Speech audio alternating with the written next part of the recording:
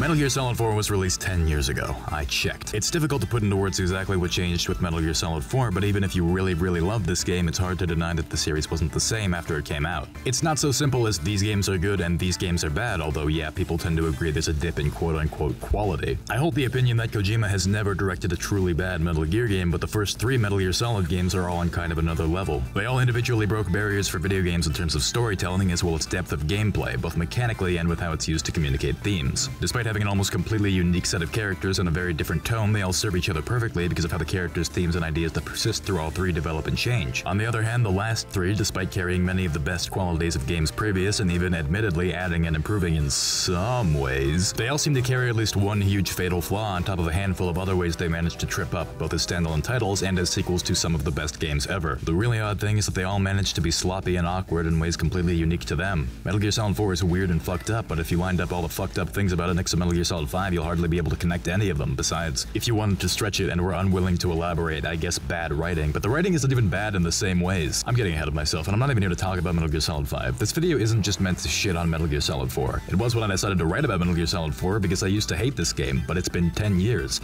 I checked. They literally don't make games like this anymore. Where's the Metal Gear series now? There's Metal Gear Survive.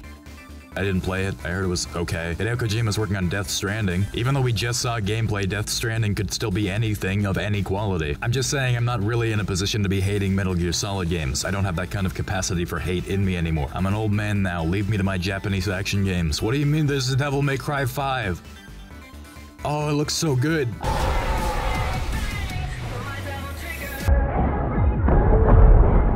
I could probably theoretically, if given 9 more months, write a video similar to this one, ignoring all of the interesting ideas that Metal Gear Solid 4 at least tries to do something with and just make fun of it for everything. It'd be really fun. It'd be bullying, but it'd still be fun. It's really easy to make fun of things that are this honest and ambitious. The role of a writer and a critic, even an amateur stupid one, I believe has far more value. It can help you understand and maybe even appreciate something in a new way rather than just giving you stronger ground to haughtily ignore challenging works of art. That's basically what the critics said at the end of Ratatouille, the best movie ever. Even Kevin knows that. Friends, Romans, the theme of this video is not one of hate but a theme of love. Get it? Because when I replayed Metal Gear Solid 4 for this video, I realized that this game is full of love. This game loves us, and you know what? I think I love this game, warts and all. It's a beautiful little mess. This game is the story of a bunch of fans who loved something so much that they just wanted more. They wanted to know what happened to their favorite characters, and they wanted Kojima in the driver's seat so badly they did some real stupid shit. This is the story of a man who loved his fans, employees, and the world and characters he created so much that he couldn't say no, even when some part of him knew that it wasn't for the best. And maybe it's also the story of me, who loves Metal Gear a little too much not to write a huge, horrible video about it. Don't misunderstand me, I'm gonna be mean to this game. I'm gonna be brutally and honestly mean in a way that only someone with love in their heart can be, because I know it can take it. If you hate this game, today we're gonna look a little bit closer and see if there's anything to like. If you love this game, I don't want to take that away from you, but maybe I can at least shed some light on why people are a little bit more mixed on this one. Hopefully, whichever side you're on, I can keep you entertained. That's about all I can say without getting into spoilers, so I'll kick things off here. What's up? I'm Steak. I'll be your Tonkatsu DJ this evening. Last video I made was 300 years ago, right down to the day, but your main man's back and there's hell to pay. This video contains spoilers for Metal Gear 1 and 2, Metal Gear Solid 1, 2, 3, 4, Peace Walker, 5, Metal Gear Rising Revengeance, and also, maybe, possibly, Snatcher.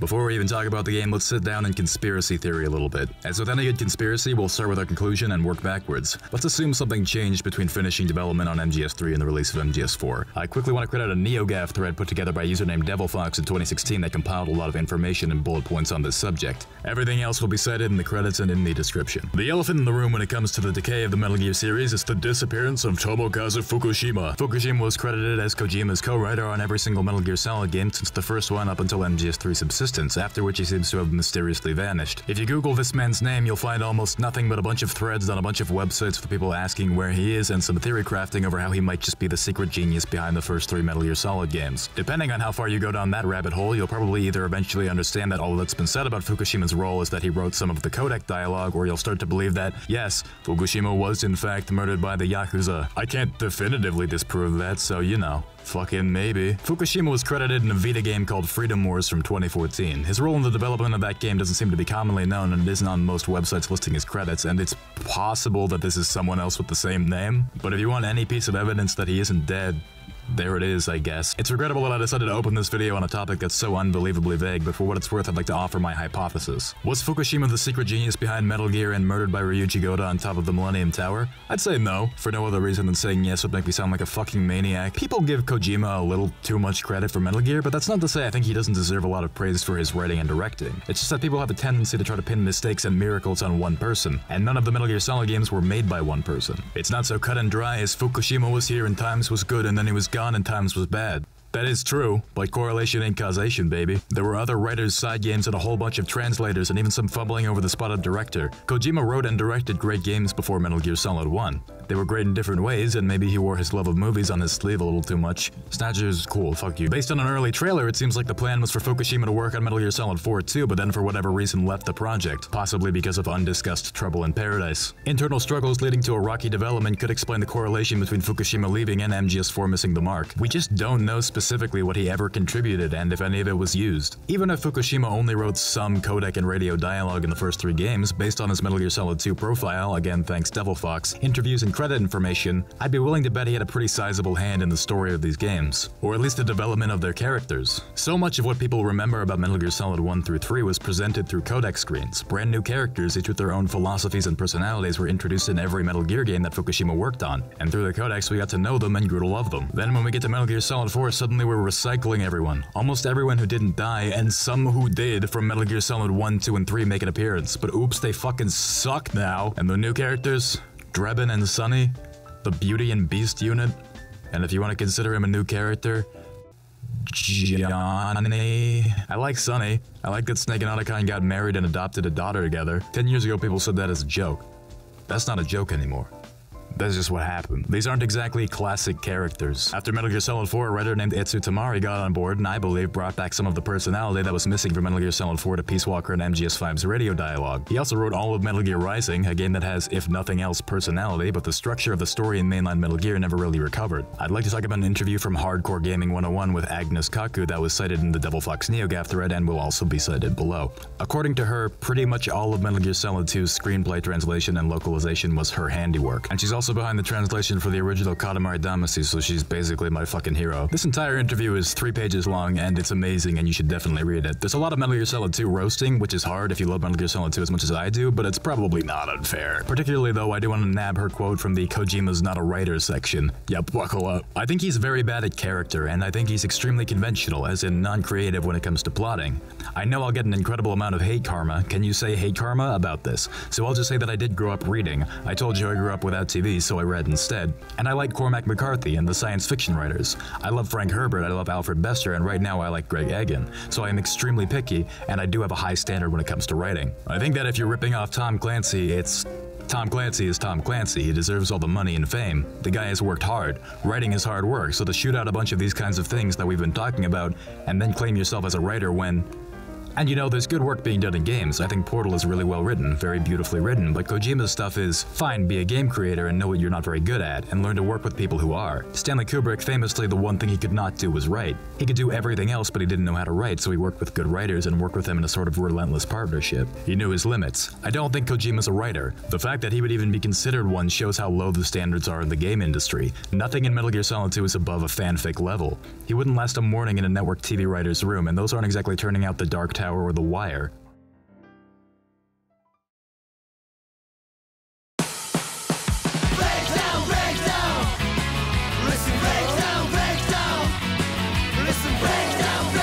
I obviously disagree with parts of this, but a lot of it is a pretty bitter pill to swallow. It's worth noting that this interview is from 2011, which is before a lot of games that mainstream critics like to hail as indication that video games are finally art came out. This is obviously fallacious. Not only because I don't especially care for these games, but because video games have always been art. Art as a term should not denote quality. Art is anything that can communicate an idea. It can be art and still be bad. That would just make it bad art. Stop pretending only fancy shit is art and start appreciating ideas communicated in works that some people might consider lowbrow. Like, for example, Metal Gear Solid. Kaku really does nail what I consider to be Kojima's greatest flaws. He's very bad at writing people and the words they say. He's very reliant on reference and cliche, and both of these to me indicate that Kojima's writing is informed much more by movies than it is by books or even just by real-life observation and experience. Not that I'm one to cast stones.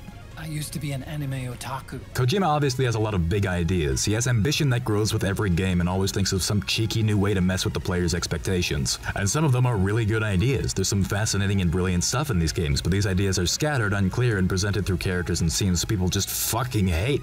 And with that in mind, can you really say Kojima's a writer? Big, interesting ideas don't make you a great writer. I'm sure you, the viewer, have some big, interesting ideas, regardless of whether you or others consider you a writer. I got some big ideas, but I'm a terrible writer, regardless of what my dad says. If I were a good writer, I wouldn't be here writing YouTube videos about other people who aren't good writers in a medium that nobody takes seriously. So what's my conclusion? Well, Tomokazu Fukushima likely understood Kojima's ideas and knew how to make them work. You can have every bit of commentary you have on sequels, video game culture, how all of the information that we convey and absorb that allows us to connect with society and reality itself has the potential to be changed and manipulated in the coming digital age, and the responsibility we have in passing ideas to the next generation.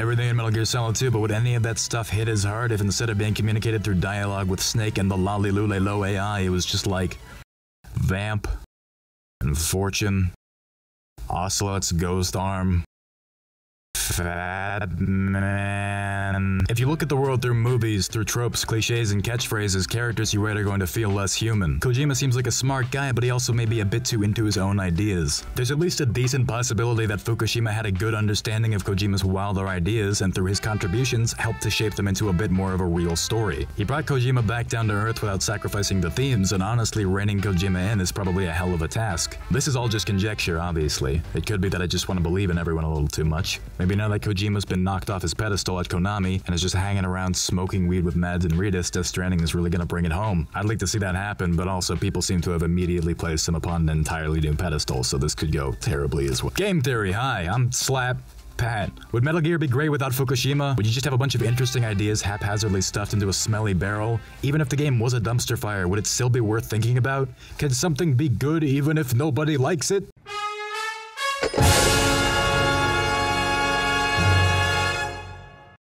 Thank you for indulging me. It's time for what everyone came here for. Metal Gear Solid 4. We're gonna go in order. We're gonna talk about everything. Metal Gear Solid 4 opens with a long install screen. Huh? Oh, wait. We're on PlayStation 3. When you actually start a new game, you're greeted with a series of cutscenes in the shape of commercials and TV programs that are meant to be understood to be what you would see on live TV in the Metal Gear universe when MGS4 takes place. I love these. I think everyone loves these. Every single one of them is a can of worms in itself.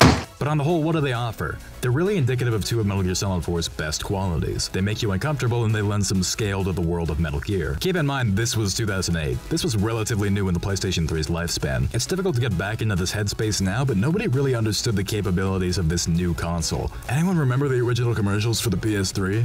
I don't know if anyone else felt this, but something about this console just kind of creeped me out. This was post Metal Gear Solid 1, 2, and 3. We already knew Metal Gear knew how to take advantage of its tech to freak us out. I was already nervous. Then you slap whatever a Blu-ray disc is into your horrifying $600 Japanese monolith and it hits you with the full-motion CGI nightmare world. This game is going to show you a lot of off-putting things, I believe mostly on purpose, and some executed well and others not so well. This isn't the romantic action movie Metal Gear world we fell in love with as doe-eyed PS1 owners. One of the first interactions of the game proper is between Snake and Meryl, who were this comically sexy action movie couple in Metal Gear Solid 1, not without their own depth in that game, but still very shiny and handsome, I'm sure you'll agree. Now we're in Metal Gear Solid 4, and Snake's old pal Campbell, who she thought was her uncle, she now knows as her father, and Snake is aging so rapidly that he now appears to be older than him. We didn't even know for sure that Meryl was alive, and suddenly we're observing a conversation where if you think about the context for 2 seconds, it's gonna make you wanna die. So we're uncomfortable.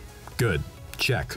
Why? Aside from wanting the David Lynch audience, let's duck back to when I said scale. Sure, in real life we're after Metal Gear Solid 3, but in universe this is post Metal Gear Solid 2. For those of you just joining us, at the end of the last game chronologically, we just crashed a fucking fortress housing an AI designed to manipulate the flow of digital information nationwide to further the goals of a shadowy organization into the middle of fucking Manhattan. This is a little bit unclear in Metal Gear Solid 2 because they had to remove the cutscene where this happens because of the resemblance it had to the 9/11 terrorist attacks, which happened after the cutscene was made but before the game was released. That's not even the crazy part! Two takeaways from that. One, Metal Gear Solid 2 is unfollow-upable, which, oops. And two, we're not playing Secret Agent anymore. Civilians are involved. The events of Metal Gear games have historically had catastrophic worldwide implications, but usually handsome David Hayter manages to save the day, at the cost of some valuable people and maybe our hero's sanity, ground up and spit out by the war machine. Raiden, on the other hand, did not manage to save the day. His only victory is that Solid Snake managed to cheer him up after he was manipulated into killing a man who was trying to save us.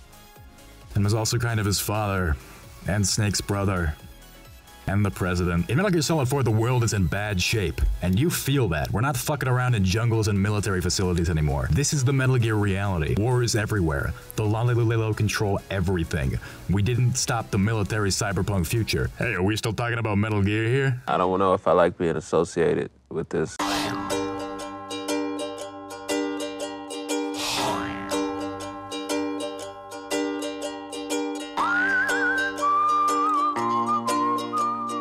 Metal Gear Solid 4 proper opens with the by the way war is hell scene to contrast with the transparently glossy television programming we were just force-fed, and then we meet up with our old friend Solid Snake. War has changed. It's no longer about nations, ideologies, or ethnicity. It's an endless series of proxy battles fought by mercenaries and machines. War and its consumption of life has become a well-oiled machine. War has changed. ID-tagged soldiers carry ID-tagged weapons, use ID-tagged gear. Nanomachines inside their bodies enhance and regulate their abilities.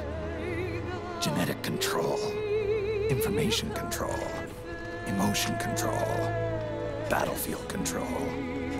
Everything is monitored and kept under control. War has changed. The age of deterrence has become the age of control. All in the name of averting catastrophe from weapons of mass destruction. And he who controls the battlefield controls history. War has changed. When the battlefield is under total control, war becomes routine. Information in this and Metal Gear games is usually conveyed through conversation. We got speeches, but usually we're at least pretending the speaker is talking to one of the other characters. We're not oft reciting awkward poems to the audience. There are visual indicators that we could have used to show that war is different. There's creepy robots now, although I guess that's not so much an alternate future either. This isn't criticism, by the way. The change Snake is describing is pretty clearly meant to be an invisible change, behind-the-scenes forces and technological developments that have changed the nature of war without removing its brutality, only its perceived purpose. It's good, maybe a little heavy-handed, but it's effective and efficient. Most of Metal Gear Solid 4 isn't, so hey, aces for now. If we didn't watch the briefing on the menu, we don't really know what's going on. We don't know why Snake is old. I guess we don't technically even know that this is Snake, but come on. We don't know what the war is about or why we're fighting in it, and based on the opening narration, all we know is that none of that really matters. Then we're dropped into this war sight unseen. We grab some food from underneath a truck and get acquainted with the movement controls before wandering into another cutscene. Gecko are revealed. References, piss jokes, watermelons. Cinematography. There's a lot going on here, and it's all good. We're setting the tone, we're establishing themes, we're world building, we're introducing new tech, we're naturally learning the controls, we get this great hero shot and we hear old Snake's theme.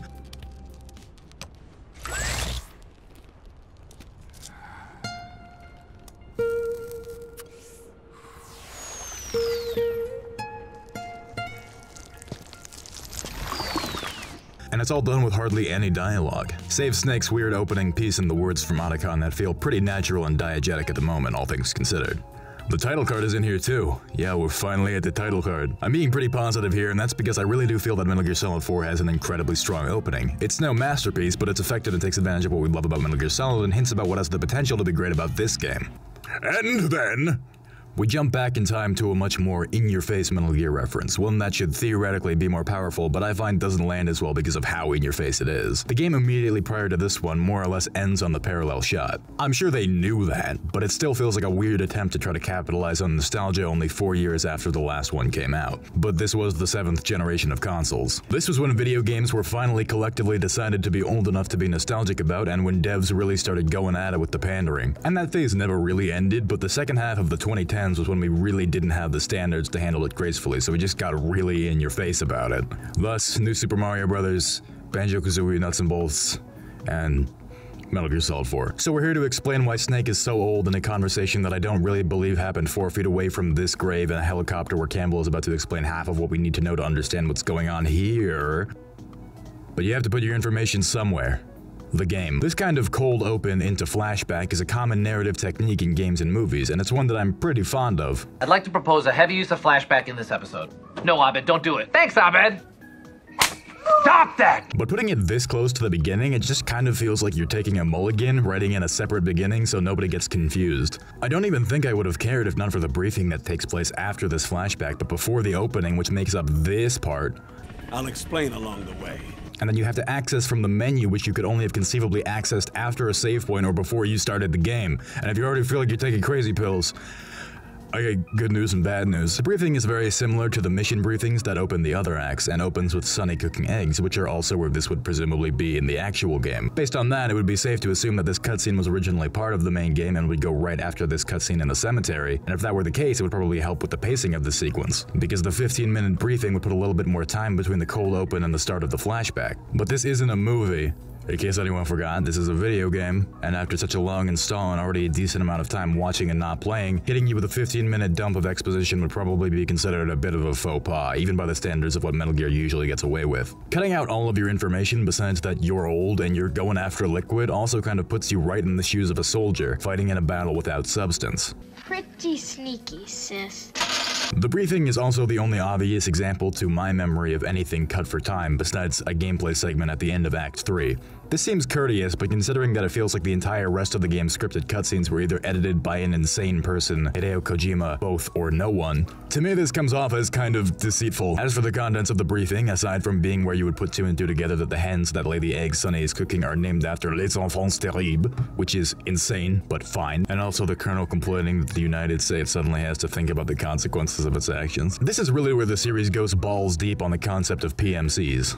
Well, they're the same as mercenaries, right? No, Snake, this is something else and completely different. The Colonel explains their benefits and how war has changed again. Private military companies have kind of taken over, and here's why and how. A lot of seeds are planted that just kind of come out of nowhere in the main game, including Rat Patrol, Sonny, and the Mark II. There's a lot of interesting background information, and theoretically, this is where we would first be introduced to the term the war economy. This is also the most respect Raiden's character will get in this game, but we're not ready for that discussion yet. Snake establishes that he is one of the only characters in the game capable of doing anything cool, fun, or campy.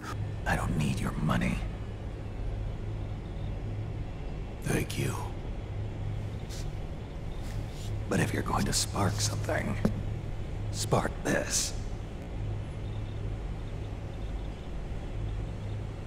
Fine. I'll start my own fire.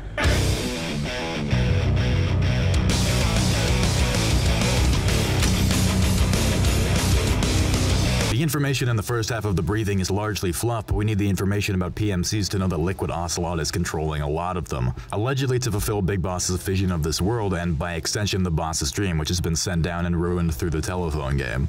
A world where soldiers always have a place and purpose. This is not what the boss wanted at all, but Big Boss is a fucking peanut brain chimp, so here we are. We also learned some background information about the war that's going on in Act 1, which doesn't fucking matter at all because it's only in Act 1 and is basically a stand-in for generic war happening across the planet, perpetuated by Liquid. Hal, you can't just say ethnic minorities. The reason why Snake has to be the one to take down Liquid is pretty floppy. The Colonel needs someone who isn't connected to any nation because every nation has something to lose from toppling Outer Heaven, a big player in the war economy run by Liquid. And since Metal Gear Solid 2, Snake and Otacon have been more or less a non-partisan force for justice, so it works, but it's fucking wild that the Colonel only has one soldier he can trust with this job, and it's a dude who's functionally like fucking 70. I suppose it's expected that you would have played the previous Metal Gear game, so you're already supposed to have a decent understanding of Liquid's general motivation and Snake's role in the world. Maybe you're not really supposed to question that Snake would be going after Liquid, because of course he is, they're the twin snakes. That said, putting the one and only clear explanation of the main villain's role and motivation in the game in an optional cutscene on the menu that's really easy to miss is pretty fucking schmacked, especially considering that it's going to be subverted by the end of the game. Now that that's over with, we can finally talk about the gameplay. It's alright, I like the iPod. Metal Gear Solid 4 has a lot of what people tend to call quality of life changes, and just to be clear, they're changes from Metal Gear Solid 3. This game plays very similarly to that one. In this context, quality of life changes refers to adjustments to the gameplay and controls that make the game feel more intuitive. They ease the connection between how the player wants their character to behave and how they will end up behaving. Likely very complicated in terms of programming, but they make the combat and stealth flow more naturally. For example, you no longer have to manually equip camouflage, you can have the Octo Camo do it for you. However, this is not the only option. You can still manually apply camouflage, and you can acquire new camo that you can access through the menu by a number of means, including saving ones that you've absorbed. Many of these have their own unique attributes that affect gameplay, making this not only a quality of life change, but one that adds additional depth. Depth of gameplay, to boil it down, is usually defined by the number of ways a player can approach any given scenario. More tools with more unique properties. More hardcore players tend to value depth more and consider additional depth to be generally how you measure improvement in gameplay, but more casual players value ease of play and think additional depth and challenge at the cost of accessibility is more of a downgrade. Hence why the general public considers Bayonetta 2 a straight upgrade from Bayonetta 1, but the crazy combo junkies don't like it as much. Indeed, my older brother Chris, who has better things to do than obsess over anime and Japanese video games, said that of all the Metal Gear games he played, which I believe were the first 4, Metal Gear Solid 4 was the only one he really liked playing. Which makes sense, you know? The guns aim like guns. You don't have to stop and shoot. Camouflage applies itself. There are tons of weapons to access. Free camera and a pretty good radar. As far as downgrades in depth, yeah, you can interrogate people. There's no fun stuff you can do with the wildlife because there's basically no wildlife. There aren't as many quirky ways to handle your character. Metal Gear Solid 3, even now and especially for the time, will blow you away with how far it takes even the smallest details in its stealth and survival mechanics. And that's not even including the insane amount of Easter eggs. In Metal Gear Solid 4, most of the improvements to gameplay depth come to in-world improvements in technology. Mark II's a real fun and cute pal, and a snatcher ref I appreciate. You can buy a ton of new weapons and items. A lot of them are kind of redundant, but there's some good stuff in here. As I mentioned, the camo system is good. Metal Gear Solid 4's base gameplay is definitely kind of a side grade. 45-degree upgrade if I'm being very generous. But the changes do suit its world. This isn't a Rambo survival story, this is a globe-trotting futuristic adventure with globe-trotting futuristic consequences. There are two camps of Metal Gear fans, ones who feel that Metal Gear Solid 3 is the mechanical peak of the series, and ones who felt that the gameplay improved with every iteration, although probably not including Peace Walker. I could see arguments for both. Phantom Pain's core is sort of a reconstruction and you could pick at it, but its depth is undoubtedly impressive. Between Metal Gear Solid 3 and 4, I find that I do enjoy playing 3 a lot more, although I would wager that's more due to the vastly superior level design and enemy design, and less a matter of the core mechanics. We'll talk about this case by case because where it's pretty consistently solid in Metal Gear Solid 3 with a couple of massive peaks, and Metal Gear Solid 4 it's more like a couple of massive dips. As for Act 1, it's fine. Functional but kind of uninteresting. It's mostly a straight shot and a bit of a schlep. More often when I get spotted, it feels kind of unfair. Don't misunderstand, I am bad at this game. But with so much shit going on in the background, the buildings and alleyways, noises and new sets of eyes flowing in and out all the time, it feels a little bit more difficult to focus on immediate threats than it was in previous games. It's not game-breaking, it's just a little bit worse. There's also this mechanic where you can befriend rebel soldiers on one side of the war by fighting with them and giving them items, but it just comes off as kinda completely fucking asinine. I believe the intent was for this to have some sort of meaningful effect on the outcome of this battle, but that doesn't go anywhere. We're kind of Draken guarding here. If I meant to sympathize with these soldiers, more could definitely have been done to make them stand out as human beings to me, but that would sort of defeat the soldiers have become tools without identity or individuality theme. I want to talk about this more in Act 2, because that's where it last appears, which is incredibly strange. If it only appeared in Act 1, you could pass it off as trying to give that act its own identity, but being only in the first 2 acts is a blatant symptom of this being an unfinished concept.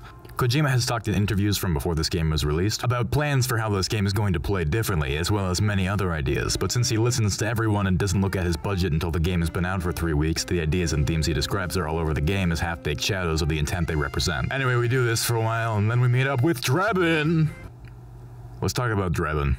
Money on my motherfucking mind. Cut 5 haircuts at the same time. You ever see a guy with like a hat and a weird shirt? He's flipping a coin because he's trying to get a coin thing going. He wants to be the guy with the coin. That's me. I'm the guy that scared you in Best Buy. Drebin has a lot of gimmicks. He drinks sody pop. He's got a catchphrase and a hand motion to go with it. He's got a weird animal that follows him around and he drives a big crapper, but he's really only here for 3 reasons. 1, he is a very funny monkey. 2, he's a way of supplying you with weapons anywhere at any time, the explanation for which strains believability, but it works for gameplay and as a way of representing a symptom of the war economy without muddling around in how you're supposed to acquire weapons if everything is controlled. The first scene that he shows up in, he throws down a little bit of information about how his business works and in turn about how the whole war economy works. He also explains that he is not the only Drebin, that there are a whole bunch of others out there, all operating as one Drebin network. Based on that, I wouldn't blame you for assuming that this is going to be the last appearance of Drebin in the game. He comes off as sort of a shady neutral who's in the know, willing and able to assist you, but only as long as there's something in it for him. The network of Drebins is an adequately feasible excuse for how Snake is able to take advantage of this business from completely different areas of the world. Then this happens.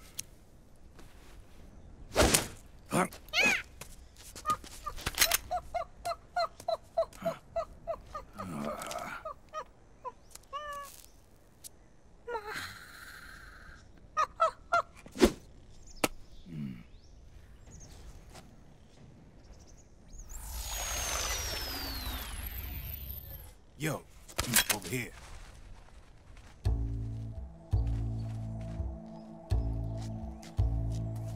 You.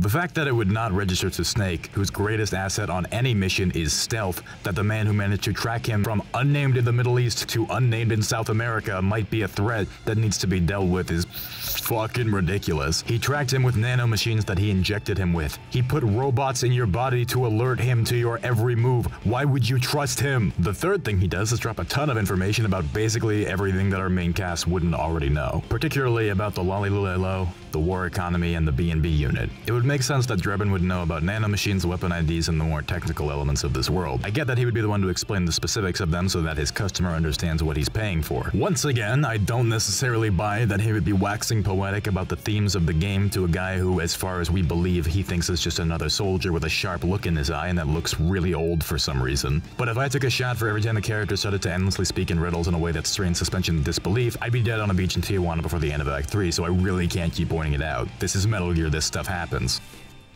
I thought no one was supposed to be able to hack into the system. Are you with the Patriots? No, sir. I ain't no lale-lule. I mean, I know Patriot.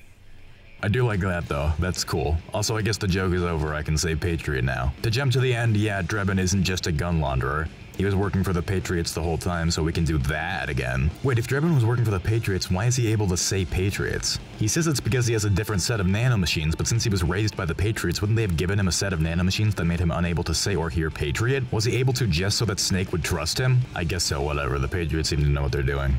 Patriot. Played like a violin.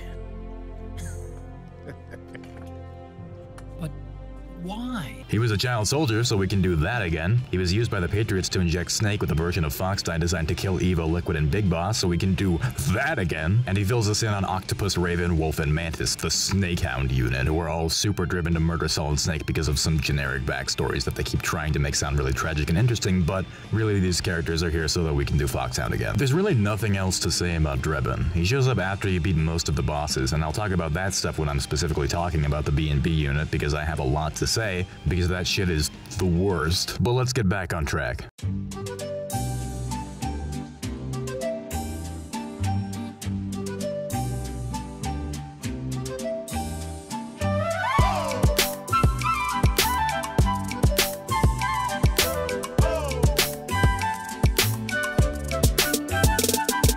Oh baby, it's Rat Patrol.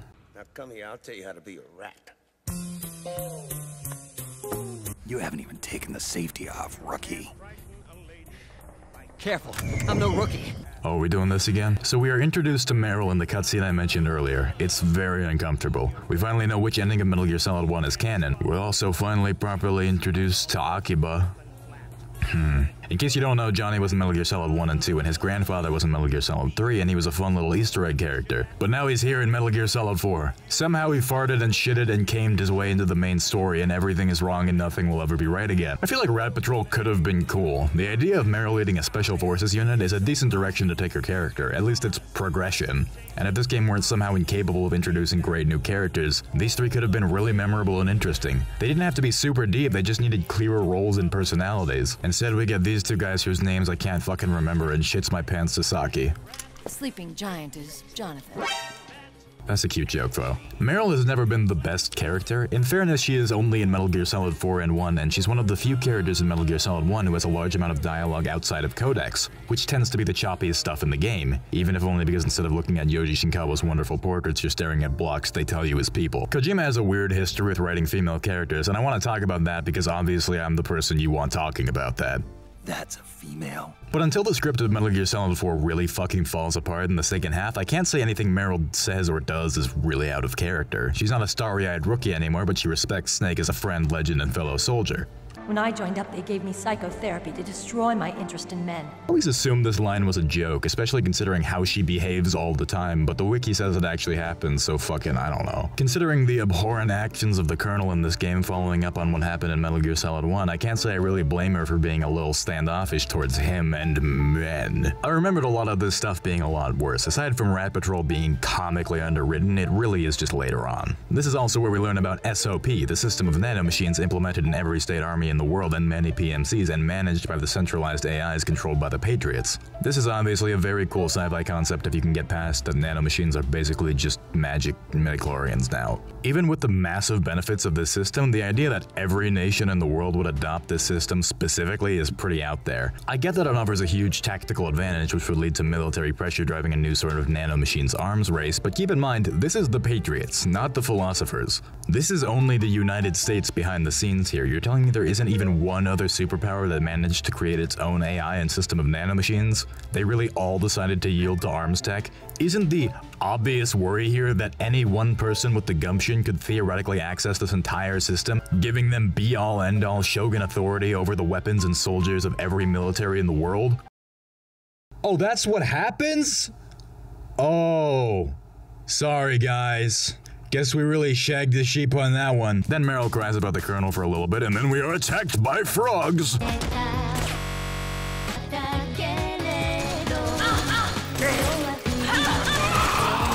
The frogs are a unit of female super soldiers that are uninteresting and only serve the purpose to be a boss fight in Act 1 without using a B&B member so that we can tease the B&B in a creepy scene. I won't say it's ineffective. This is the highlight of the Beauty and Beast unit. It's all downhill from here. Activate it.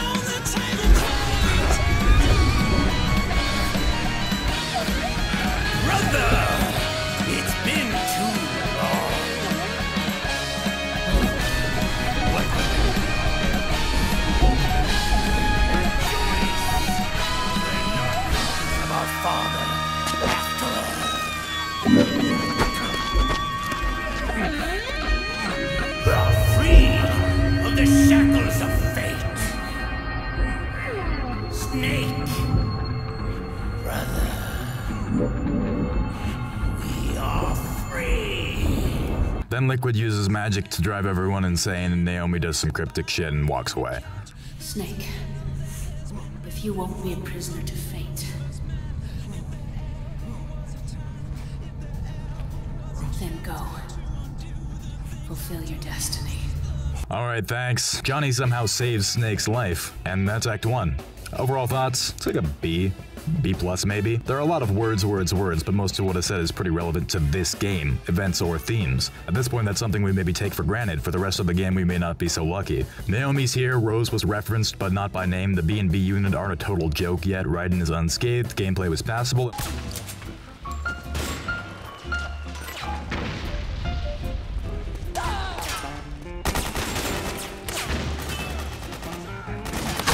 And we don't know that Akiba ruins everything yet. Maybe he doesn't show up after this. Maybe things get better from here. Well, Act 2 actually isn't that bad. In terms of raw stealth action gameplay, it may actually be the best in the game. It also has my favorite B&B boss, but we'll break it down. Really fucked up those eggs, huh, Sonny?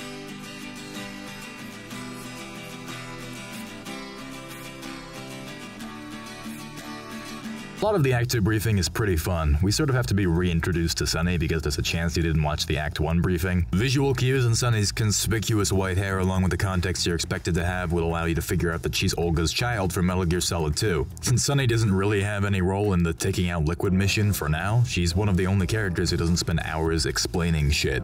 She will end up being crucial to the plot later on, but for now all she can really do is fuck up breakfast and bounce off Snake and Hal. And since Snake also doesn't talk that much compared to the rest of the cast and Hal is kind of an awkward middleman, this little family dynamic is one of the only ways that the natural charm of these characters is able to shine. Grumpy old badass getting his ass kicked by a little girl is comedy that writes itself. Just ask Nagoshi. Steven Spielberg des. Naomi explains that she's being held in South America and being forced to do research that will help Liquid take control of SOP. The technology used in Fox Die was incorporated, inherited really, by SOP. That's why Liquid has me helping him hijack the system, because I know how Fox Die works.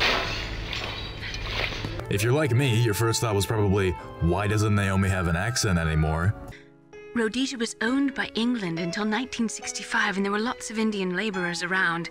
That's probably where I got my skin color from, but I'm not even sure about that. This is gonna happen with Mei Ling later, when in reality they probably shouldn't have had the accents they had in Metal Gear Solid 1 to begin with based on their character histories.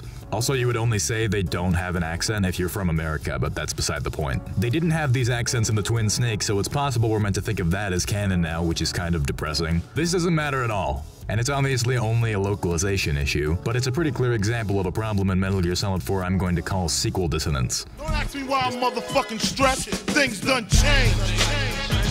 Despite how embarrassingly hard this game tries to make you remember older Metal Gear games, in a lot of ways it just doesn't really feel like the next Metal Gear game. Again, the previous games had an almost totally unique set of characters, but there was a more abstract sense of cohesion between them. Ideas presented in one game would really come into their own in the next, either being built on, deconstructed, or both. Despite the technology being very different between titles, talking on the radio still felt like talking on the codec. It's still the same basic set of controls, but it's evolving between games, it's being built. Musical leitmotifs.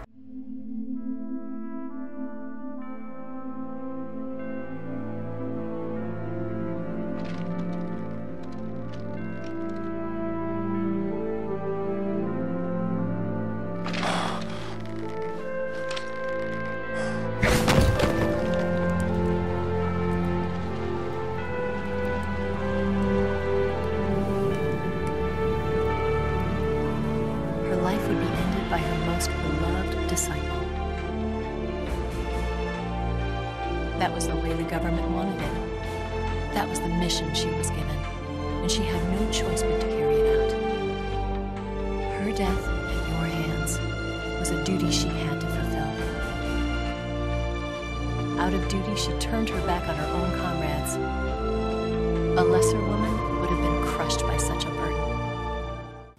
I'm not crying, fuck you. You'll get thrown for a loop between games, but no matter what, you'll feel at home. Then you get to Metal Gear Solid 4 and the codec looks like this, and the guns fire like this, and the original Metal Gear Solid theme is gone for legal reasons, and Naomi sounds like this! Nanomachines. The issue is not that Naomi doesn't have an accent, it's that a character whose appearance and voice and personality and motivation are incredibly distinct and clear to me suddenly being presented in an entirely new and confusing way in an entirely new context. It was smart to cut out a lot of characters between Metal Gear Solid 1 and 2, because transitioning from Shinkawa's memorable portraits to the the 3D PS2 models would promote this dissonance. The ones brought over were Snake, Otacon, the Colonel, and Mei Ling, and we don't even see Mei Ling's face because she's only an audio Easter egg, so the only characters brought over are the male leads. It makes sense because the male characters have much more distinct features that can be carried over to 3D models as opposed to the more consistent pretty woman face with only very subtle differences in most of these profiles. I'd complain about that, but that is far from a problem exclusive to Metal Gear, so we'll put that in the maybe some other time pile. The use of Snake, Otacon, and the Colonel in Metal Gear Solid 2 takes advantage of the knowledge that you will be familiar with them. You'll have an image of them in your head, and that image will slowly be broken down over the course of the game. There are some fanservice-y moments, but the callbacks are largely there to serve the game's agenda.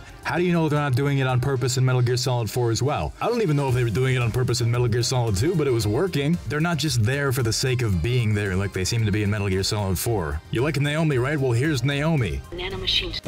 I understand that she's not going to be wearing a turtleneck in South America, but why are we even in South America anyway? Why did we go from an unnamed nation in the Middle East to an unnamed nation in South America? Naomi is being held here, but she was in the unnamed nation in the Middle East we were in before. In fact, the boss of this stage was there too. All the key players in this act, save Vamp and Raiden, were in the Middle East. As far as I understand, Raiden is only here because Snake is here and Vamp is only here to fight Raiden. I can imagine a much better Metal Gear Solid 4 where Act 1 and 2 are the same act. If the plan was originally to make the rest of the acts more like them, but that plan got shafted, then why not just make the first two the same act? They practically are. They both have a completely generic set of PMCs and rebels with Liquid pulling the strings. They're both set in a broad area of the world where I have a vague image in my head of what this area is supposed to look like that matches the one in the game.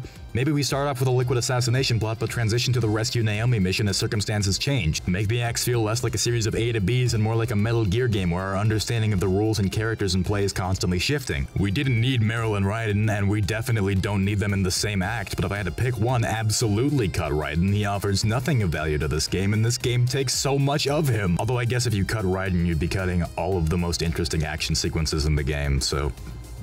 Fucking, I don't know. Maybe set it in a real country? I don't know. I have a harder time getting invested in this sneaking mission when the soldiers I'm sneaking past are just minding their own business and have practically nothing to do with what I'm doing besides a tenuous connection to Liquid. When you get there, remember, the conflict between the PMCs and the rebels has nothing to do with your mission. There's no reason for you to get involved or take sides. It doesn't have to be in South America or the Middle East, just anywhere with a clearer sense of cultural identity. Really feeling that war isn't about nations or ideologies anymore element here. And isn't that the real sacrifice? Isn't that the real dissonance? Don't get me wrong, the war economy is a fun idea. There's a lot of great ways to take advantage of it. But did it really have to come at the loss of all national identity? In a Metal Gear game? Are we really throwing away the theme of the identity of the individual being crushed beneath the clashing of nations and ideologies within the changing cultural tide for the hot new theme and concept we're totally in love with? Kojima, did you even play Metal Gear Solid 3? You can have the war economy without taking out the role the United States and other countries play in it, instead of having any relevant commentary on politics in the real world, like, for example, having the real tension between the US and Russia during the Cold War both serve as a backdrop and cause of a personal tragedy between characters, instigating the events of the entire rest of the series. Initially indirectly, but thanks to the clarification provided in this game, completely directly. We've sacrificed all of that for this ultimate nationless clash between Liquid, Eva, Snake, and the Patriots. And I guess the shadowy hands of the Patriots controlling everything is common knowledge now, or at least known to some degree by some arbitrary group of people. For the first time aside from the tanker mission, which again was a tease, our hero is not a pawn being manipulated by a national government, but a totally independent soldier with totally independent operations, making his own decisions, but still abiding to the Colonel for some reason because that feels familiar even though it doesn't make much sense. The power has shifted away from nations and onto the faces we were already familiar with. Practically all of the players involved with the Patriots or in taking down the Patriots just happen to be the characters from Metal Gear Solid 1, 2, and 3, even your random support people and Olga's child. Yeah, Solid Snake was a legend at the start of Metal Gear Solid 1, but someone was still holding his leash. Because while being a sequel to Metal Gear 2, Metal Gear Solid 1 was also a soft reboot for the series. In every Metal Gear game previous, you're a soldier. You're being used as a tool by the US government, and you slowly start to figure that out and find your place, find something to believe in. Suddenly, our main character is completely autonomous, nationless, and one of the most important people in the world, and he's sneaking through random irrelevant conflicts between people that don't matter, so we have an excuse to have a gameplay segment that looks and feels like Metal Gear, before we can get back to conversations and fights between the most important people in the world. But to me, that's not really Metal Gear. And that's sequel dissonance. Anyway, I kind of like Mei Ling's accent and I'm sad they got rid of it. Remember what the girl said.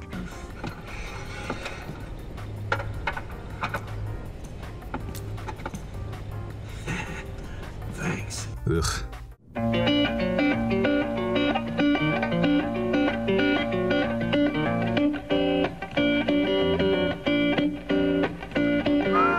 2, we're in South America. We're here to save Naomi. Let's go. Act 2 is one kooky bungle in the jungle, let me tell you. I found the gameplay sections of Act 2 work a lot better than the ones in Act 1. They are similar, but these more open-ended jungle areas make me feel at home. Make me feel like I was playing Snake Eater, but also wish I was playing Snake Eater. The making friends with soldiers mechanic shows up here for the last time in the game. To elaborate on it, taking advantage of it is technically a new method of getting from point A to point B without receiving harm, and that's technically depth, so fine. It also feels a little bit more like Metal Gear here on account of I'm wearing their outfit and dealing with snipers. Disguising yourself feels very natural and maybe like we've done this before, but this is an active combat zone, so we're hiding, but we're hiding in plain sight and continuing to fight without drawing too much attention to ourselves. Sort of a hybrid of classic stealth and a more active modern third-person shooter games. It's good. I can't say I prefer it to the peaks of raw Metal Gear stealthin', but it works on its own and certainly lends this section of the game a more unique identity instead of just being a cheap Snake Eater or Peace Walker. After writing this segment, I read an interview with Kojima where he explains that this game was meant to explore this new style of stealth gameplay. I felt very vindicated. We are also going to do a lot of pure stealth after this, and it's going to be just awful, so let's appreciate this while we can. We meet up with Drebin and talk about who the B&B are and the Patriots. We covered this already, it's a blatantly suspicious amount of information, and then we move on.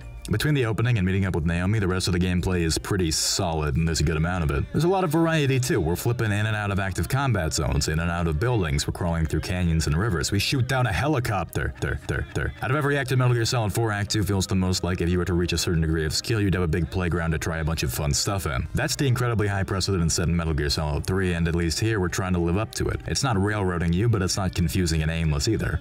I'm proud of you guys. Unfortunately, I can't speak as highly about the story elements, as I've already complained about the conflict going on here is largely meaningless. After the briefing, as Snake wiggles and waggles his way onto the battlefield, a ghostly past conversation between Snake and the Colonel play out as narration, where they say in no uncertain terms, the Patriots embody the war economy. This is exactly what Solidus was trying to prevent in Metal Gear Solid 2. Liquid and the Patriots both want control, so no matter who wins, we lose. We need to take down the whole system, but since modern society is so reliant on these AIs controlling everything, it might not be so easy. I probably could have reached any of these conclusions by myself with the insane amount of information you've already presented, or you can just let it come up naturally later, or I guess you can just put it here. Just explain it. The story of this game is actually not too horribly complicated, but you wouldn't know that if you played it, because they draw a lot of connections and threads that don't really go anywhere, and there's a lot of fluffy dialogue like this where we're just restating things that we know but slightly differently, so you feel like your brain is skipping. Vamp is here. Guys, Vamp is here. You guys aren't gonna believe this, but Vamp is back. You know Vamp? He's here. You guys are never gonna guess where Vamp is. Laughing Octopus, our first B&B member to get any individual time in the spotlight, shows up here by Vamp's side, similarly to bully some people and monger some war. Don't forget this face. I thought this was gonna go somewhere, but it really amounts to very little, aside from establishing the face camo in the first place. I guess I could explain why the rebels will consider Snake an enemy, but he's a creepy old guy in a bodysuit sneaking around covered in guns. I'd consider him a threat, and I know who he is. Somehow. In this scenario where Snake is real. I am not complaining, by the way, I do like this scene. Octopus with Snake's face is memorably creepy, and at least she's speaking semi-coherently and not just making noises. She's got Decoy Octopus Octo camo, but she also has Doc Ock arms, so more than probably any other B&B member, she's taking what made the tech and abilities of the Foxhound member she's based on interesting and expanding on it, rather than watering it down, awkwardly imitating it, or just going for something completely different. Granted, Decoy Octopus was all but removed from the original Metal Gear Solid, so she doesn't really have anyone's legacy to sully. Maybe that speaks to the fact that original bosses would have been better, though. The emotion she's connected to that would give her a parallel in the Cobra unit is probably the Joy, but that would be the boss, and their roles have basically no similarities that I can think of. But I generally think less of the emotion comparison in all the bosses. I'm pretty sure laughing, crying, etc. are just meant to show that they're not exactly in control of their emotions, not to make you remember the fear or whatever. It is time for you to feel the fear. And the one who is connected to a Cobra unit member is Screaming Mantis to the Sorrow, and those don't line up, so I'm pretty sure it's nothing.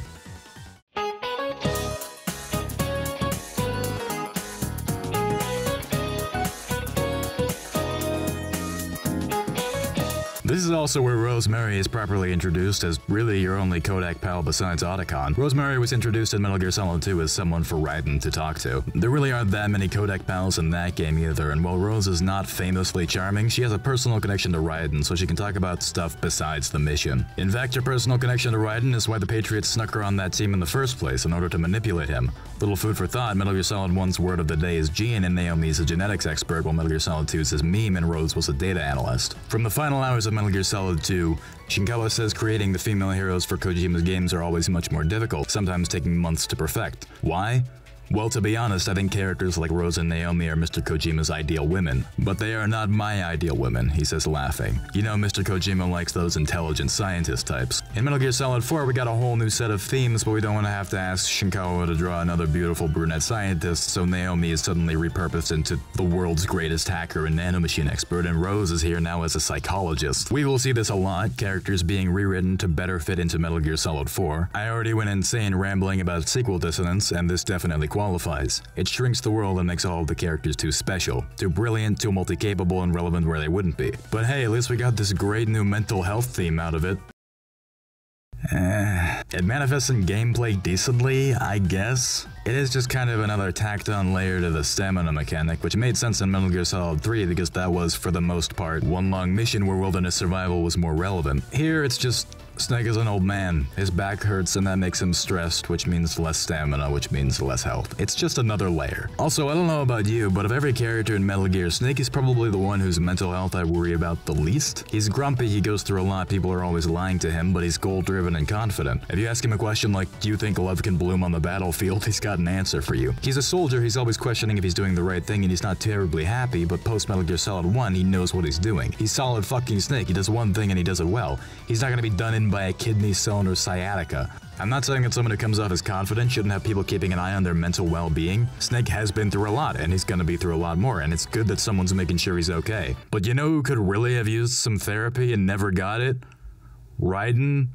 You know, Rose? I realized that the entire Big Shell incident was orchestrated by the Patriots to manipulate Raiden, and part of that is going to involve making Raiden question his sanity a little bit, so they probably wouldn't have assigned Raiden a psychologist to make sure he was okay during Metal Gear Solid 2, unless to explicitly gaslight him. But that would have been a much better place to implement a stress meter. It just doesn't really land when you're attaching it to Snake, and mental health doesn't really come up all that much in his story or the main plot of the game at all, really. The only characters who are used to explore mental illness are Raiden and the B&B unit, both of whom I'm still saving to talk about for later. I do think they both embody some of the biggest issues with Metal Gear Solid 4, but I'm also saving them for later because they're the ones I'm actually the most angry about. And admittedly, that is because I have my own history and trauma involving mental illness. I mean, these days I think just about everyone does if they didn't already and are just more willing to be open about it. We all got problems, we all trying to heal, let's help each other.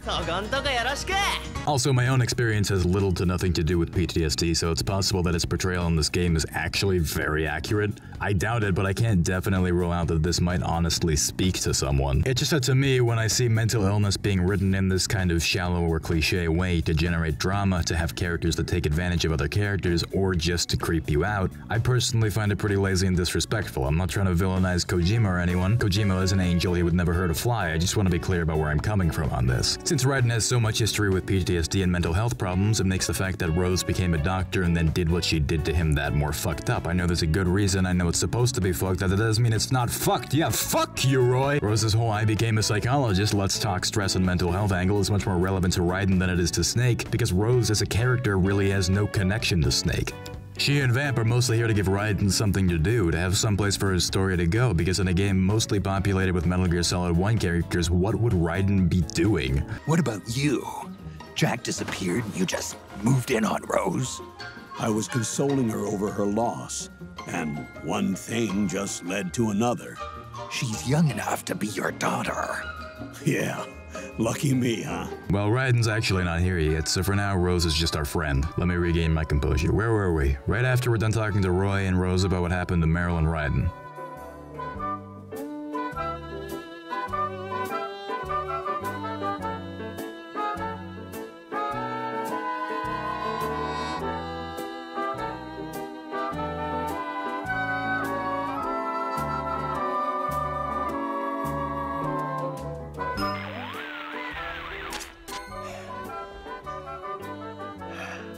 Who is this? Snake.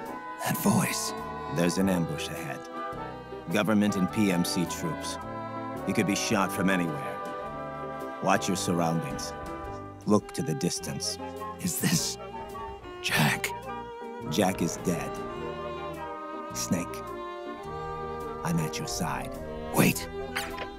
Is this real? So Raiden's doing the whole, I'm on your side, just call me Raid, deep throat. So if you're not a fucking stoop, you know he's gonna show up as a cyborg ninja in a bit. Between a back and forth between Snake and Raiden and then Snake and Rose, we get a sense of what happened after Metal Gear Solid 2. I'd like to clearly establish what they are saying happened for reasons we'll see later on. Raiden and Rose lived together. At some point, due to his history as a child soldier, Raiden became unstable and started drinking. He became distant from his family and his job, and this led to Raiden and Rose's relationship ending and Rose eventually starting a relationship with Roy. This is sad, but I understand that it could happen. I would have liked to believe that everything worked out between Rose and Raiden, but this is another way things could go. Raiden is a broken man and Rosemary is only human, so the only person I can find at fault is Roy. Fuck you, Roy. Also, Raiden was able to save Sonny due to information he got from a resistance group that we will later find out is run by Metal Gear Solid 3's one and only Eva, in exchange for him helping them retrieve Big Boss's body. Then he gave her to Snake and Otacon, and now Hal is the world's greatest anime dad. So a lot of what I've just said is not true. But we think it is. Moving on. Cover! Back me up! Back me up! Fire!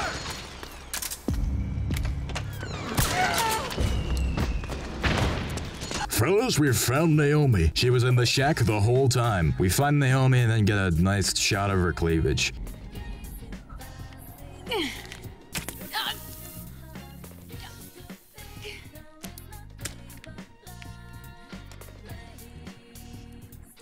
Naomi.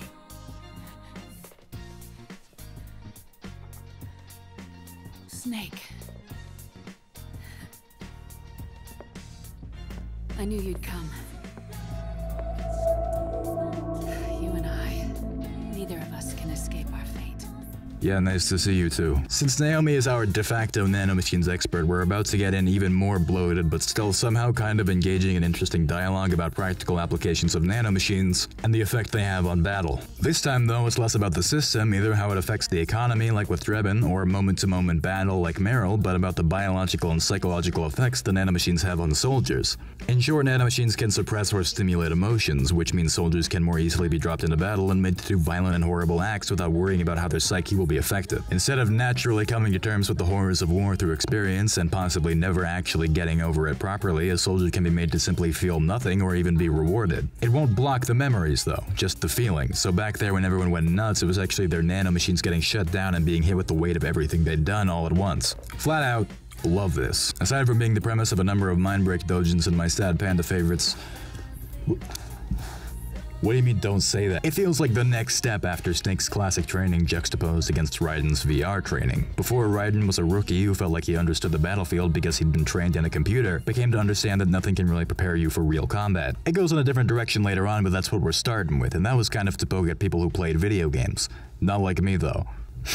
Other people. We're doing that again, but it's kind of flipped because now the people who are in actual combat are the people who are emotionally unequipped to deal with the horrors of war, and because of the system, they never have to. It's real combat that feels like a video game, and that's fucked up. The sins of war these soldiers carried inside them returned to assault them in the form of unimaginable shell shock. The meaning and the system may have changed. The battlefield hasn't. Until that point, war was like a game to them. And then suddenly, reality came crashing down. Look at this shot right here. This is fucking everything. This is a fascinating core idea that I believe Kojima and Murata really wanted to explore in Metal Gear Solid 4, but kind of got lost on the way. See, in Metal Gear Solid 2, you were starting with the perfect video game reality. You're Solid Snake, the coolest man on the planet doing all kinds of badass shit, sneaking on a boat, then that's yanked away and you're brought into a new world that's not so pleasant. No more VR training pretending to be Captain Headband, now you're the skinny nerd you are in real life and you're not ready for what's about to happen at all. Metal Gear Solid 4, to contrast, is always the real thing. These are the characters you know. This is the Solid Snake you love, but it doesn't really feel the same. It's grayer, it's washed out, it's older and less fun. I'm not just crapping nonsense out of my butthole here. Snake is constantly framed like people aren't impressed with him anymore. These are people who used to think of Snake as a real-life hero, but now they just treat him like some bumbling racist grandpa. It's sad, and I really do think it's on purpose. On some level, Metal Gear Solid 4 wants to be a game about watching something you love shrivel up and die. Not shamefully, but not honorably either, and maybe for that reason, the sequel dissonance could be seen as a positive, but unfortunately that whole idea is sort of at odds with the other goals this game had, including trying to be the ultimate Metal Gear fanservice game that satisfyingly tied up every loose end. And even if all of the unpleasant shit in the game were to serve some central theme, would that make it good? That's up to you. Speaking of watching things shrivel up and die, it's time for a physical. We learn a lot about Snake's biology and current physical health. 30% of the Fox Die adjacent nanomachines he was given for the Shadow Moses mission are still in his body and won't stop functioning until he dies or they're removed. They're not affected by SOP, but are probably making him sick or messing with his body in other ways. However, he's aging rapidly because as a clone he was designed to. Same reason he's incapable of reproducing. Snake is gonna fucking die and he's never gonna have a family. I'm Hideo Kojima, fuck you. Nice try, Kojima, but Snake has a family, and they're happy together. You just go ahead and kill him. See if I care! Cause I do! And if that weren't bad enough, Fox Die is mutating. Not just gonna kill the baddies, it's gonna kill you and everyone. The only way Snake can get rid of it is to die. Snake isn't just gonna die, he has to die to save the world. Might as well put text on screen saying, "This story ends with Snake dying." The game, how can I put this? Chickens out, but it's pretty upsetting the first time through. We learn that Drebin popped Snake with a new strain of Fox Die as well. You're supposed to press X to find that out here, but I think it's funnier if you don't. Yeah, Drebin has Fox Die now. I wonder who he's working for. You said yourself we mustn't allow ourselves to be chained to fate. I can't slip free. Can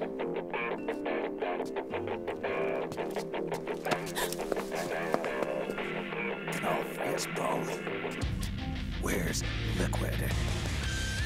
Little poetry slam, little back and forth, name drop the title, and then it's a boss fight. This is the Laughing Octopus fight, and as I mentioned, it's my favorite of the B&Bs. Like a lot of good Metal Gear bosses, it's creepy, intimate, and toys with your expectations. It's a back and forth between hunting her down and being hunted, and you gotta use all your tools. A lot of the boss fights have a number of Easter eggs, and the B&Bs are no exception. But they have a lot of the same Easter eggs. Non-lethal kills net you dolls of them after they enter their beauty stage. If you wait a while, you can end up in a white room and you can make them dance and pose for you. They all slowly walk towards you and you have to take them down, and then they do their creepy dying animation and Drebin does his whole speech. With the exception of Mantis, it really is pretty much the same every time. After the fight, Raiden helps you track down Naomi. You find her, pop a bullet in Vamp's head, and then he calls it in and hits the hay. Drebin shows up to help because I guess he's just part of the crew now. We have Naomi now, so we're gonna park on top of Drebin's tank and fight our way out. This is the first of 2 on-rails shooting segments in the game. In Metal Gear Solid 1 and 3, these segments were used as an explosive way of ending the game. Metal Gear Solid 4 has no plans of ending with an explosion, so the ones here are both in the middle of the game in Acts 2 and 3. The second one is a much more deliberate callback, whereas this one feels like more of a natural way of breaking up the end of the act. The freedom to walk around on top of the armored truck and blasting your way through PMC soldiers and Gecko make this one a better fit for Metal Gear Solid 4. It's this game's rail shooter sequence, not Metal Gear Solid 3's. I still find it to be kind of forgettable, but it's harmless and flashy. So we make it out, crash, play with a monkey, and make sure our necks aren't broken. We almost got a fun little ragtag group of misfit rebels going on here. All we need now is someone who can fight with a sword.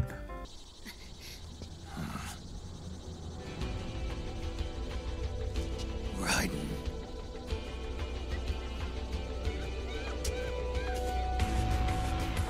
So aside from a short gameplay segment running through town and dealing with Gecko, Snake, are you alright? the entire rest of the act is dedicated to showing off Raiden and Vamp's superpowers. I'm not mad. This is dope. Raiden more or less wins, but when he climbs on board, he's losing a lot of goop. Liquid and Vamp are going after Big Boss's body because their plan won't work without it. Naomi explains that Vamp is, in fact, nanomachines, based on the ones she designed. That's how he got his crazy superpowers, that's why he can't die, and they're in Naomi's body too. Snake. Raiden. Europe. Go meet Big Mama.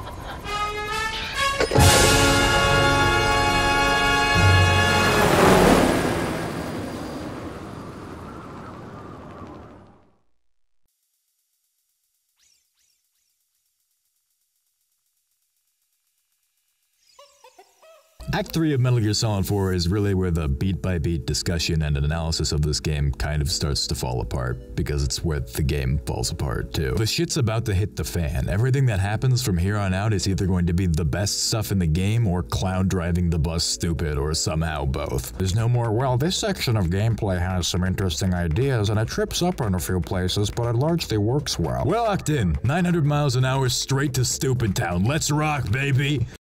Slow down. Grab some tea. Let's relax, watch the briefing. No rush to Stupid Town. It's coming no matter what. Here's some good news, we just passed the Bechdel test. Granted, it's mostly a conversation about cooking, but a pass is a pass. The relationship between Naomi and Sunny is sweet. It's sullied a little bit by how it shares a scene with the only real development of Naomi and Otacon's relationship, and that's pretty terrible. But its more nefarious purpose is that it's being used to set up what will become our Deus Ex Machina. Because Sunny's inexplicable computer genius and Naomi's sudden infinite understanding of nanomachines and the AI used to control them allow these two ladies to hold the key to fixing everything, because everything is nanomachines now.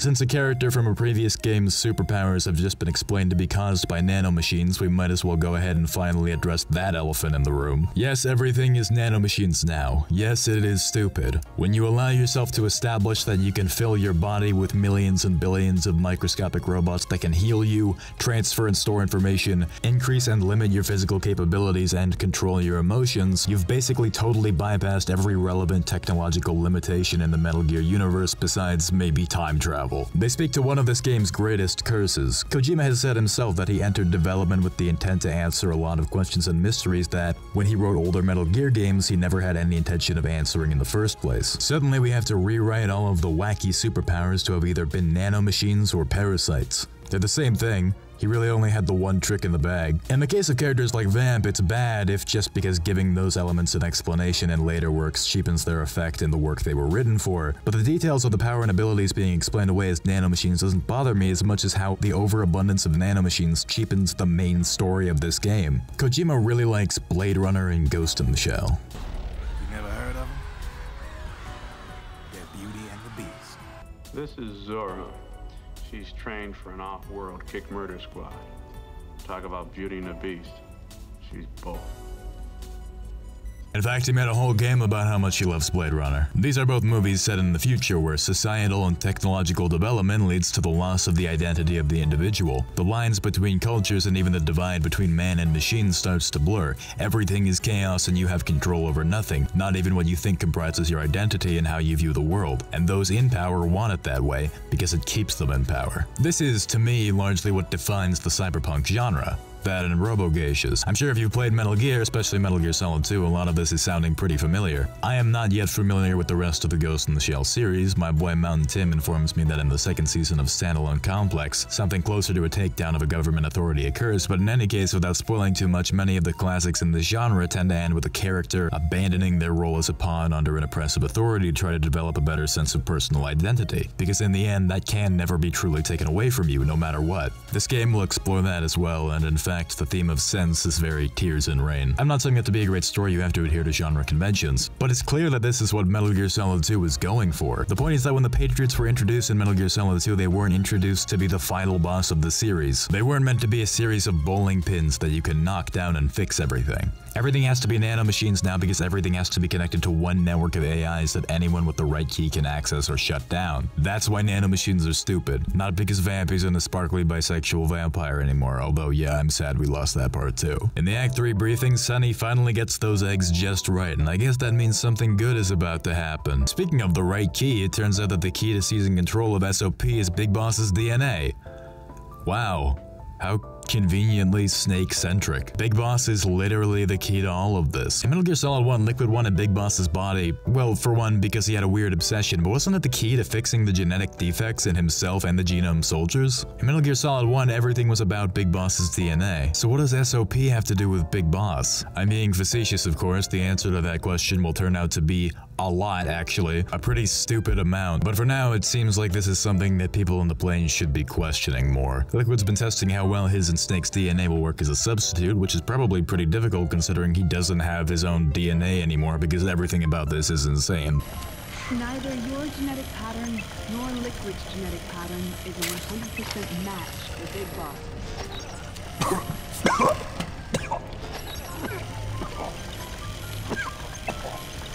What do you mean we don't match?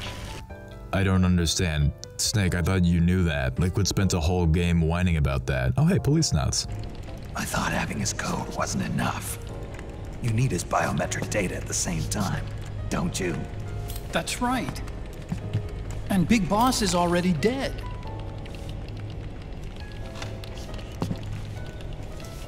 No. He's alive. What? Big Boss survives as a biomort.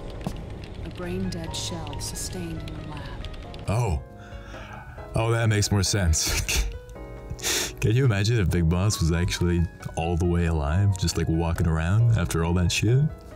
That'd be crazy. Sonny hacked into the Patriot systems and located Big Boss's body.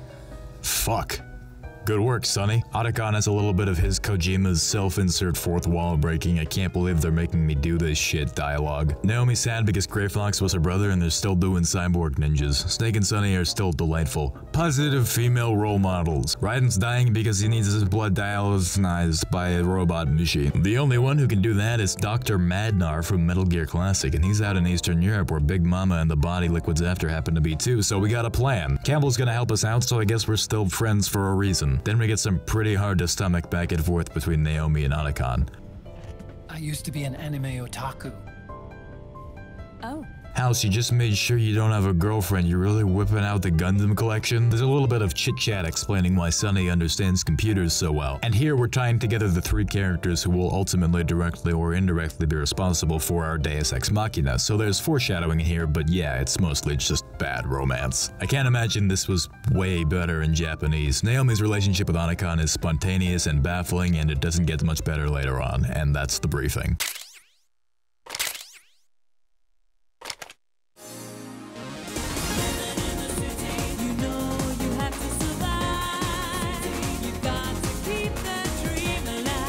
Somewhere in Eastern Europe. So once again, we are thrown into an unnamed nation surrounded by a spat between a local resistance group and a PMC hired by the local government and controlled by Outer Heaven, so Liquid is at the helm again. I'd complain about this, but at least this time we have business with the rebellion. At least it's part of the story. We're not just shifting everything to somewhere else for no reason. This act also plays pretty differently from the rest. That's not gonna be a compliment for very long. When you enter this act for the first time, a lot of it is pretty surprising. Snake is now officially an enemy of the state, whatever state this is, so that's pretty fun. For someone trying to deceive the Fuzz, he's behaving pretty conspicuously. For someone trying to deceive the Fuzz, his go-to disguise looks an awful lot like himself. Whiny as I am a Metal Gear fan, and I do appreciate being serviced like this, but I am pretty naturally mixed on suddenly being allowed to play as young Snake or as anyone else. As though Kojima is saying, okay fine, I guess I made my point about Decay by making you play as an old man for Act 1 and 2. You can be whoever you want now. And me and all the gamers slurped our big gulps and said, yeah, that's fucking right, know your place. Yeah, we got face camo from Octopus. It goes really well with the off-brand face camo we already had because Hal's a little thief. Rat Patrol is back, baby. Jokes aside, the scene with Meryl here is pretty effective. She, Otacon, and Raiden are really the only characters that you can feel have any emotional connection to Snake. In the first act that she appears in, she's mostly used for callbacks and some discomfort and sadness over how Snake is getting older and the world doesn't have a place for soldiers like him anymore.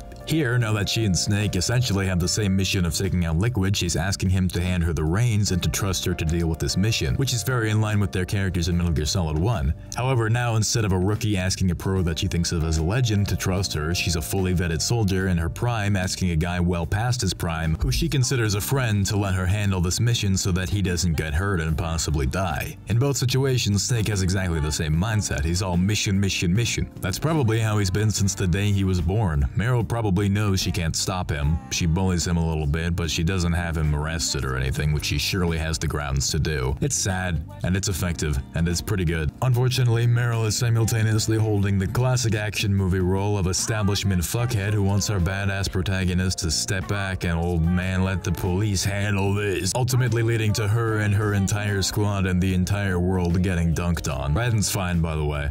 Dr. Madnar is very sorry about his behavior in Metal Gear 2. It won't happen again. Whoa, this is different. We're in the city now, and I'm Otacon in a trench coat. Very noir, very nice, Kojima. This act is mostly what I was talking about when I said Metal Gear Solid 4 lends some scale to the world of Metal Gear. This is a real-ass civilian district in a real-ass city. People live here. Yes, the streets have a curfew to explain why there are no people on here besides PMC troops and the resistance member you're tailing. But that works too because civilian life is under military control. This is a brilliant idea, and this area is beautiful. The atmosphere here is intense. It's almost completely silent save the distant sirens and announcements over the speakers, your footsteps, and the whistling of the person you're trying to track. It's haunting.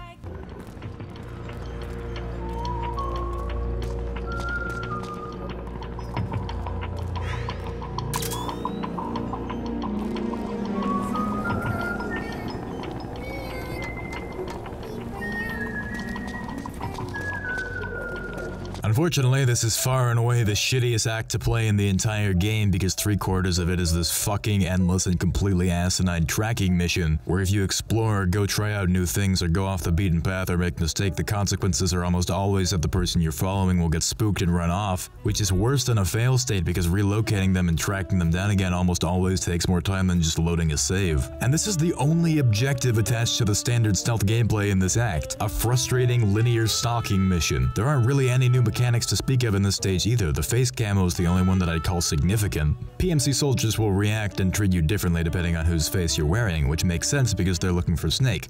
We're in public now, just as important as concealing our location is concealing our identity. It's not especially deep, but it's new and cool and fits the level. It's really such a shame. I'd love to have done more with this. Metal Gear missions set in civilian areas where espionage, hiding in plain sight, tracking down leads, and managing information is a fun idea. I'd never wanted to consume an entire Metal Gear game because that's better suited for the likes of Hitman, but if we were gonna bother doing this at all, I just wish it was done better here. All we have is boring, repetitive, and totally linear with a nice backdrop and cool atmosphere, and that's the whole thing. Although maybe I'm just mad because I kept fucking up trying to get the Snatcher opening. You gotta be fucking kidding me. Anyway, we blow past all this and we finally made it to Big Mama's house. I can't believe this dude over here never noticed Otacon was following him. Who's there? I'm here to see Big Mama. This dude just drops an apple? He just had an apple and he dropped it? Oh dag, y'all, it's Eva. Still doing the whole cleavage thing, but aren't we all? Aside from the reference in the opening, this is our first serious Metal Gear Solid 3 pull, and oh boy is it a pull! Listen, up until now I know I've nitpicked a lot. I've been very negative about some things, very up close and critical, but in truth, I wouldn't have even considered talking about Metal Gear Solid 4 like this if the entire game stayed consistent for the first 2 acts. The first 2 acts of Metal Gear Solid 4 on their own work. They're goofy, there's too many cutscenes, the cutscenes are too long, the writing and the action scenes are pretty campy, the game is all in all pretty up its own ass. But that's true of every Metal Gear game. And somehow they all work. It's hard to explain what I mean, and not everyone is going to feel this way, but you just have to play the first 3 Metal Gear Solid games. They're silly, but they work. The first 3 Metal Gear Solid games have a tone and a goal and a style of gameplay, and the story, twists and all, behaves one way throughout, serving a theme and a purpose. That's true of the first 2 acts of Metal Gear Solid 4. They both take place in active combat zones where you can befriend soldiers who are rebelling against PMCs under Liquid's control. Yeah, the fighting here isn't relevant to your job specifically, but this whole game could have been set in danger zones with rebels everywhere, and the connection you build with them matters over the course of the game, and you help each other fight back in this world where war is everywhere and the Patriots in Outer Heaven are pulling the strings. But I'm so much more critical of all of that stuff because it feels like it doesn't really matter at all because none of it comes back after Act 2. Because everything changes in Act 3. If you were to pinpoint where Metal Gear Solid 4 becomes unsalvageably fucked, it's this cutscene. The one where the dude drops the apple. This is, for the purposes of this video, the explanation of the Patriots. The shadowy, completely mysterious, untouchable organization that controls everything. This is the end of the facade. This is when, in The Wizard of Oz, we see the man behind the curtain. And he's not particularly impressive. I don't think that's how you're supposed to feel, but it's how you feel all the same. Alright, let's go.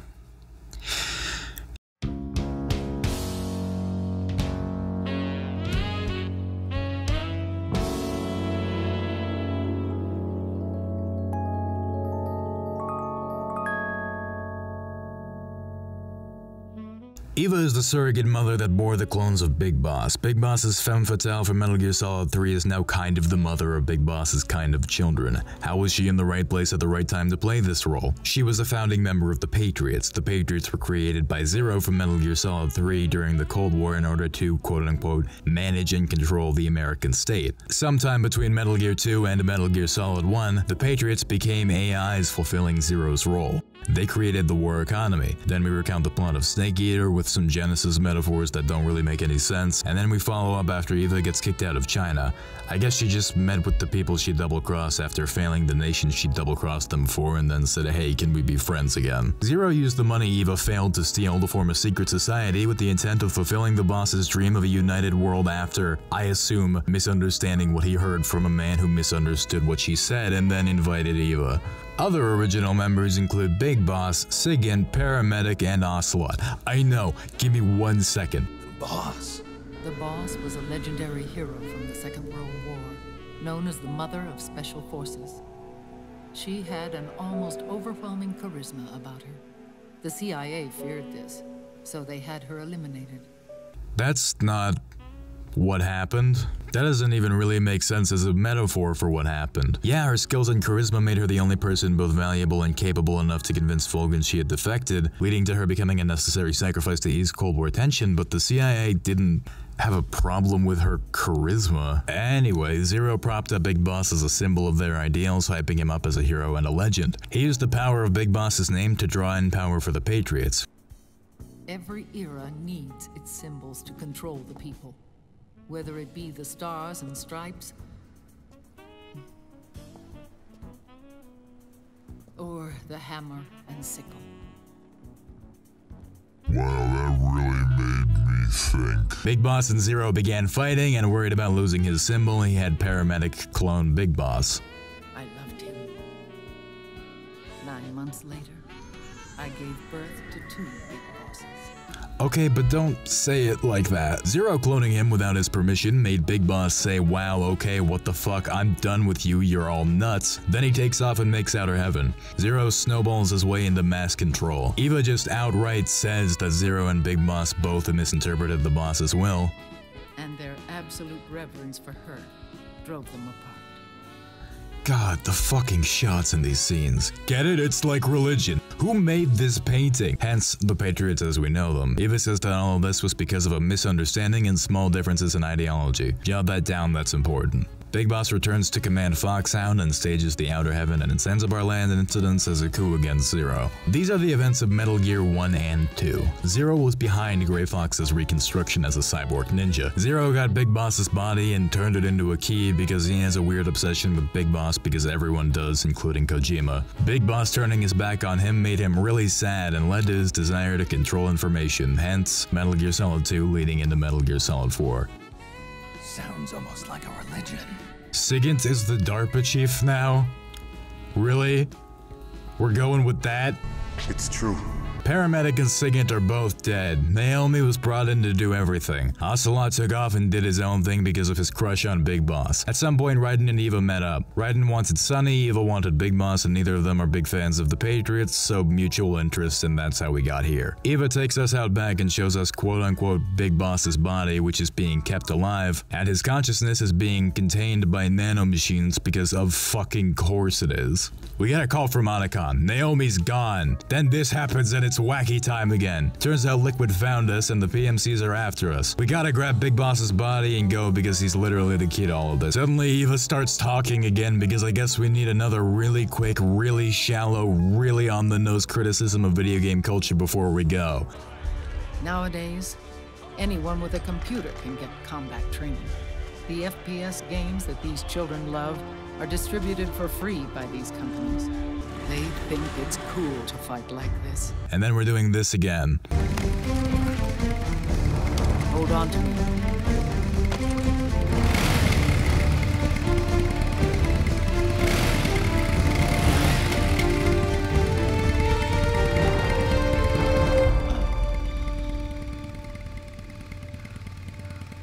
With so many wars being waged. Stop talking! Here we go! This transitions into the second on-the-rail shooting segment in the game, and then this cutscene is finally over. So, as Mr. Fusion says they say in Paris is burning, let me put on my reading glasses, because the library's open. There's a lot that immediately registers as completely ridiculous here. Zero, Sigyn, and Paramedic are the Patriots. Really? These jokers from Metal Gear Solid 3? 2004 will be Godzilla's 50th birthday. You think they're still going to be making Godzilla movies then? Of course! Everybody loves Godzilla. Tom was one of the unlucky tunnels. It was discovered by the Nazis before it was finished. I watched the movie again just to make sure. In fact, I even ordered the actual film from the movie company. A big drama staged by what? My good friends who would never hurt me, why would you do that, Kojima? But that's not the main issue here. It's just a symptom of a huge problem that arises right here and almost ruins this game. This game should not have been about Big Boss.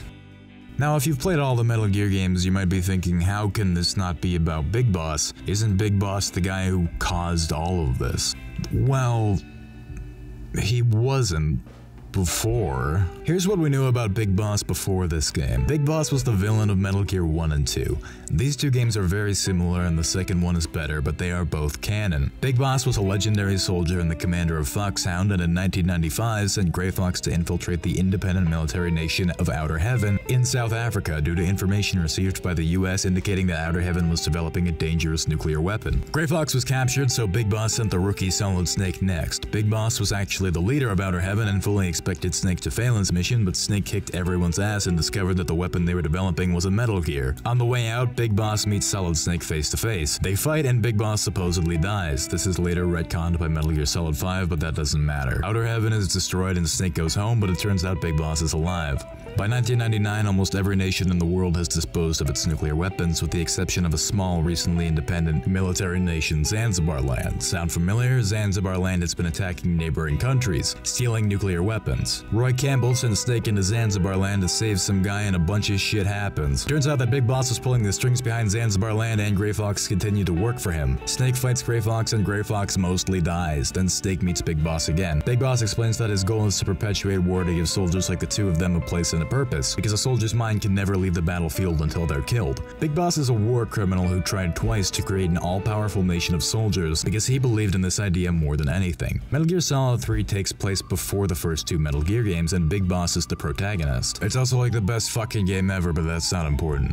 In this game, Big Boss is a regular soldier and a good person, but a whole bunch of extenuating circumstances lead to a situation where he has to kill his mentor. Before he does, though, she explains her dream of a united world and how the division between nations and ideologies made this tragic situation unavoidable. This changes Big Boss permanently and leads him to do the horrible things he did in the first two Metal Gear games, not because he's a villain by blood, but because he wanted to create a united world as he believed was the best way to do it. Then he dies. He is a person of importance and outstanding personal qualities who falls to disaster through a combination of a personal failing and circumstances with which he cannot deal. Big Boss, the person, has nothing to do with Metal Gear Solid 1 and 2, but his legacy and impact on the world are still felt through the actions of the men who were meant to be his successors. Metal Gear Solid 2 and 3 have a thematic connection, but the literal events of the two games have almost nothing to do with each other, and they're better for it. Metal Gear Solid 3 being a prequel with nothing to do with Metal Gear Solid 2 was a genius move for two reasons. One, a lot of people didn't like Metal Gear Solid 2. A lot of people did, but it was mixed. So now instead of having to continue the story of a game a lot of people don't like, we can return to form with a prequel much more in the spirit of the first Metal Gear Solid, which is still pretty universally popular, while also taking that chance to expand on Big Boss's character and add some depth to the entire rest of the series. And aside from some camera issues with the initial release, history looks pretty fondly on Metal Gear Solid 3. In many ways, it's still the perfect Metal Gear game, and it adds depth to the games that had already come out, as any good prequel should. If this game weren't handled as well, it could be the type of prequel that makes a bunch of connections that didn't need to be made, and while there is a little bit of that, it's mostly pretty reserved. The other reason making it a prequel was so brilliant is what I explained before. Metal Gear Solid 2 didn't need a follow-up. It's its own perfect conclusion. It introduced a lot of mysteries, but they're meant to go unanswered to serve that game's goals. We take a step back and re-examine a story we're less familiar with. So Metal Gear Solid 3 comes out. We did it. 3 of the best games ever made. All in the same series. But now we got a problem. We gotta make a Metal Gear Solid 4. And we're going in with the intent of following up Metal Gear Solid 2 directly, and we know we're going to turn the Patriots into a target that we're going to have to take down by the end of the game. A flawed premise on its own, yes, but not impossible to work with. However, the most recent Metal Gear Solid is Metal Gear Solid 3, a prequel, and people really liked that one.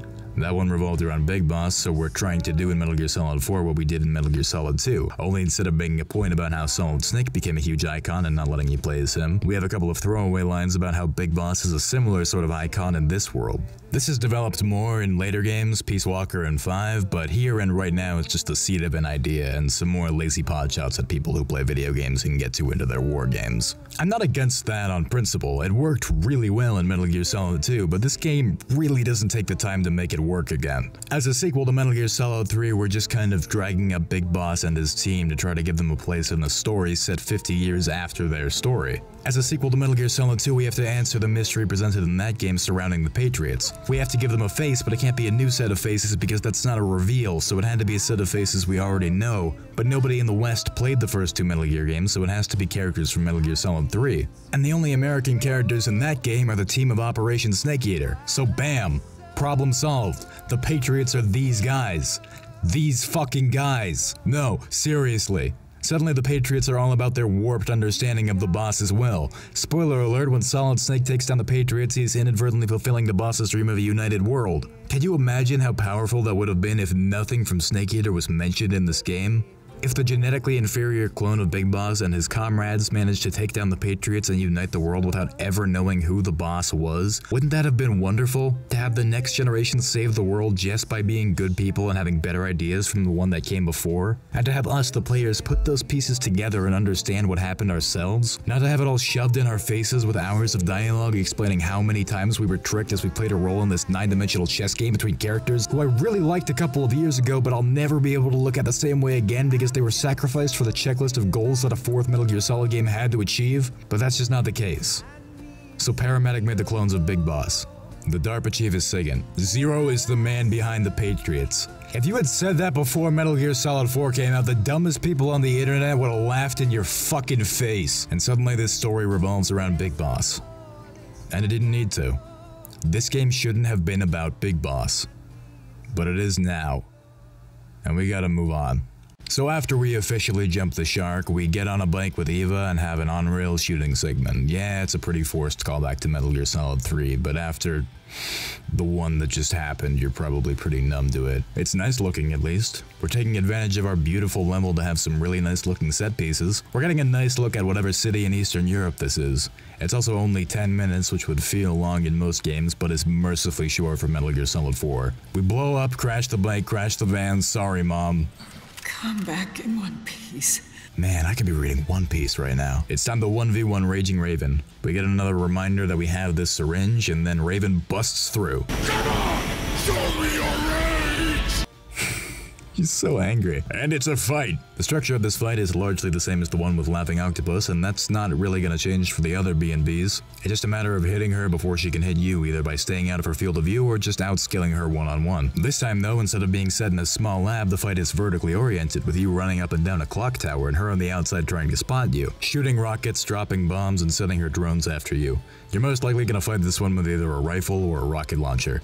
That's about all there is to it. It's actually very similar in structure to the Vulcan Raven fight from Metal Gear Solid 1, but it's kind of hard to tell because of the camera angle, stage layout, and the weapons you're using. New take on an old classic. It's good, it's fine. The extra stuff is all the same B&B nonsense. Same white room, same reward for a non-lethal kill, same stupid Drebin speech. We duck out from that little sideshow and get back to the main plot. Turns out we were tricked and the real body is not with us and is safe. Alright, we did it, gamers. Liquid successfully evaded. Things are finally looking up.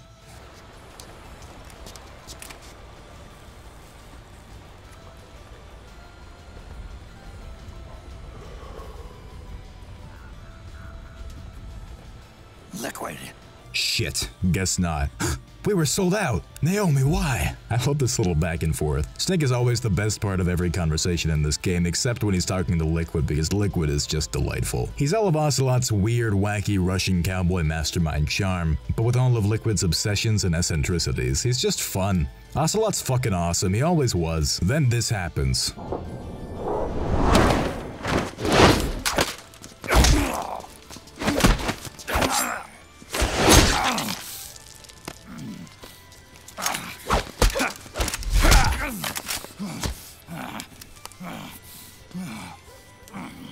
This is so stupid, it's awesome. Snake says that even with Big Boss's body, Liquid will only be able to control the part of the AI that runs military operations. But it turns out that Liquid already has control over GW. You know, the AI that Emma managed to completely scramble and Liquid drove into Manhattan? He just has it now. He fixed it. Now it's inside JD, the core AI. Liquid's already fucking running the show. He's gonna take control of the whole system and do Outer Heaven again, this time, for real. Then he punches Snake. I'm just gone, man. Liquid is out of his fucking mind and so am I. Looks like Big Mama's also having brain problems and drops the apple. Fuck that apple. The cops converge on Liquid and it looks like he's up against the wall. Then it happens. Liquid! Stop! Fire!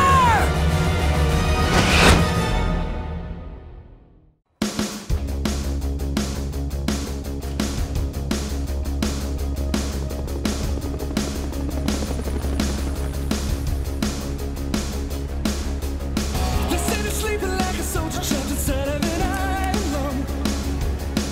Machines can keep you breathing, all that happens when you find a new world's begun. Flip a switch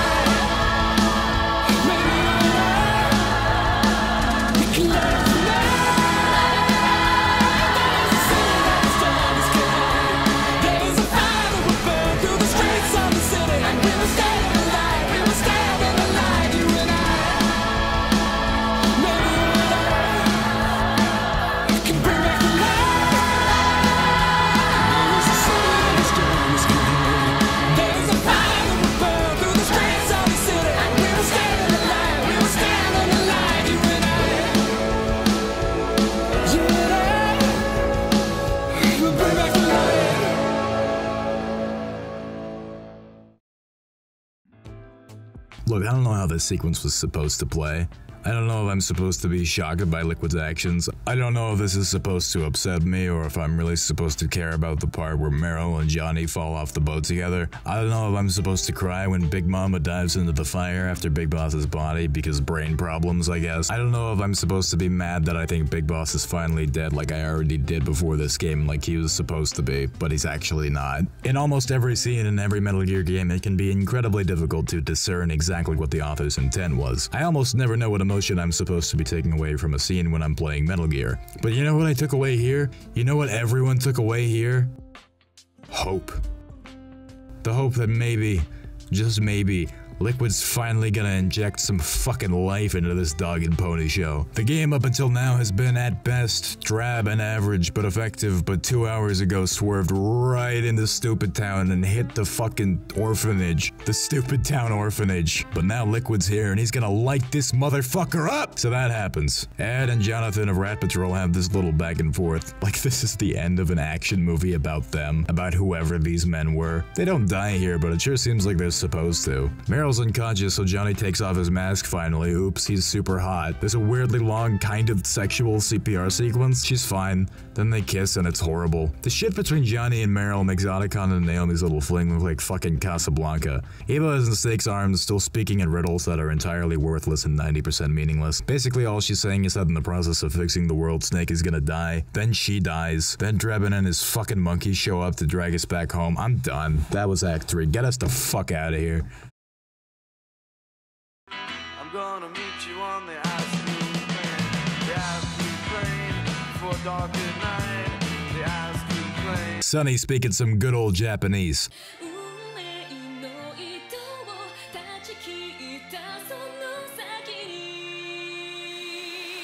Clearly, Naomi has had a very positive impact on Sonny, which is nice. At the end of the last act, Snake howled for Otacon, and Otacon swiftly piloted the Mark II onto Liquid's boat to gather intel. We get some demeaning camera work by Otacon, but essentially what we learn here is that having Big Boss's body and GW planted inside JD gave Liquid access to standard weaponry but not nuclear weapons. In order to gain control of the system that controls nuclear weapons, Liquid has to destroy JD, and the only way he can do that is with a nuclear weapon. Catch-22, so his workaround is to find nukes that aren't under the system's control, so he's going after Metal Gear Rex. Also, it turns out that JD is a disguised satellite, but that doesn't really matter, because all this is just an incredibly transparent and roundabout way of getting everyone on Shadow Moses. I like it. Then we get stepped on. I see you, Kojima. Mark II is dead, so time to make a new friend. Here, Otacon re-explains the system of AIs. 4 AIs do everything. JD is the king. GW was the one we crashed into New York. And the other two are, I guess, Big Mom and Kaido. The explanation of how Liquid used a repaired GW as cover to gain access to JD is pretty sketchy, but it makes enough sense from a sci-fi perspective. JW is being housed on Liquid's secret private island somewhere, and Mei Ling is tracking them. How did you find our totally invisible and unknown castle in the middle of space? Guns are falling silent across the Earth. It's the first total ceasefire in human history. He looks so sad that there's no more war. At this point, Otacon has basically accepted that Liquid won and starts crying. It's not about winning or losing. No. We started this.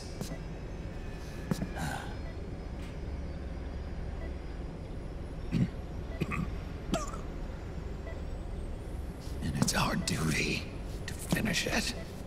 That's not really an argument, but it works for me. Snake wants to drag Raiden out on the front lines, and everyone says no. But Raiden says, let me fight. I won't live a proxy life. A slave to someone else's will. I'm a shadow. One that no light will shine on. As long as you follow me, you'll never see the day. You're the un-me. I'm the real me. You wanna be me, kiddo? I was the real me when you were still in my short pants. Hate to break it to you, but I wore them first. Me bequeathed thee the psychopathological hand-you-down. So you're the one who stained them. Whoever found it, browned it. You'd like me to be you, wouldn't me? But it's too late. You snows. you lose. You sleeped, you weep. You nap, you get slapped. You slumber, a cucumber. This whole sequence is just Snake and Raiden riffing, gurgling up metaphors that other people have fed them about their role in the world, trying to cheer the other person up and convince them that they're more than that. It's 50% Shakashuri blowdown, 50% that one scene in Nichijou where Yuko and Mio are having a fight that turns into a compliment battle. Silly as this is, I really do like the relationship between Snake and Raiden, not just because I like both of these characters so much. Raiden is, in a lot of ways, the only person who can really understand Snake. Gray Fox probably could, but Snake had to kill him. Meryl is a fellow soldier who was there on Shadow Moses, but played a very different role. Same with Ataka and Scrap being a soldier, but they've spent more time together. Raiden, however, has gone through very similar experiences compared to Snake. In fact, before the other layers were added on top to the 900-dimensional Go game that was Metal Gear Solid 2, Raiden was stated to specifically be a successor to Solid Snake in the same way that the first three Snakes were meant to be successors to Big Boss. Raiden is not a genetic successor, but a mimetic successor. Is that a word? An attempt to create the perfect soldier not by manipulating DNA, but by manipulating information and circumstance. As successors to Legends, a lot is expected of both of them, and as tools of war, they're regularly manipulated, usually by the Patriots, who they're both trying to break free from. Snake, being the genetic clone of the world's greatest mercenary and war criminal, could have easily fallen into becoming a brain-dead tool of the government, or basically total insanity like Liquid did. But using what he learned from the first 4 Metal Gear games, he decided not to let his genes define him and fight for a better future for everyone else, even if he can't really enjoy it for himself. So in that sense, he's a straight improvement on the man he's succeeding. Raiden, on the other hand, has a dark past that could have similarly turned him into a tool of the Patriots. They tried.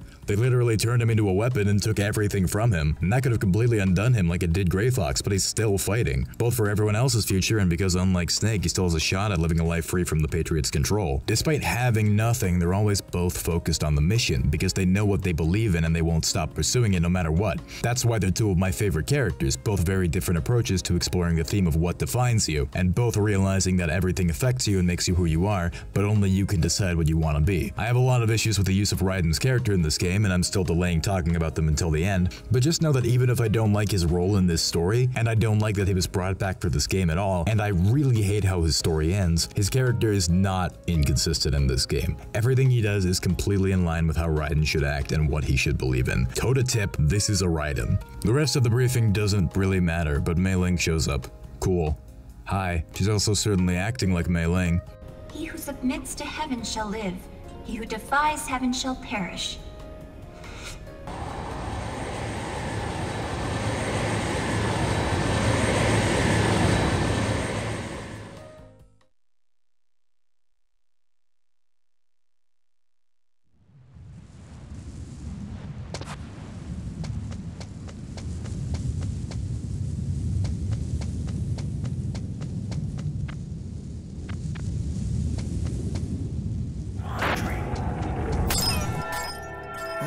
I've fallen asleep on my dream catcher again. Judging by the amount of dream goo, it was some powerful stuff.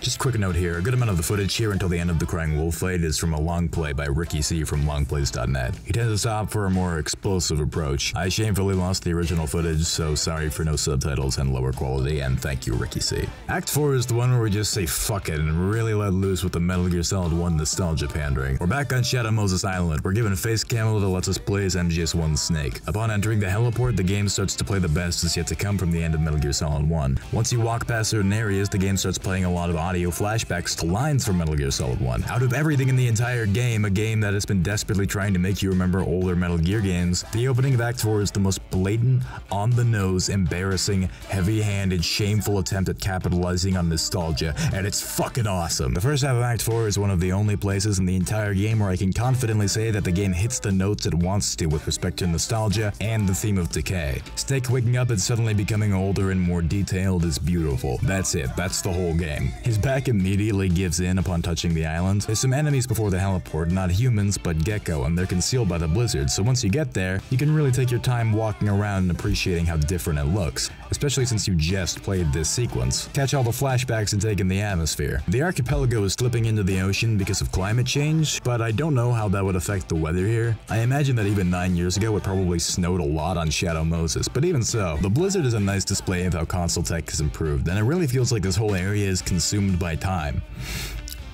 Like fucking, Ozymandias. And the music, fuck me, this flute!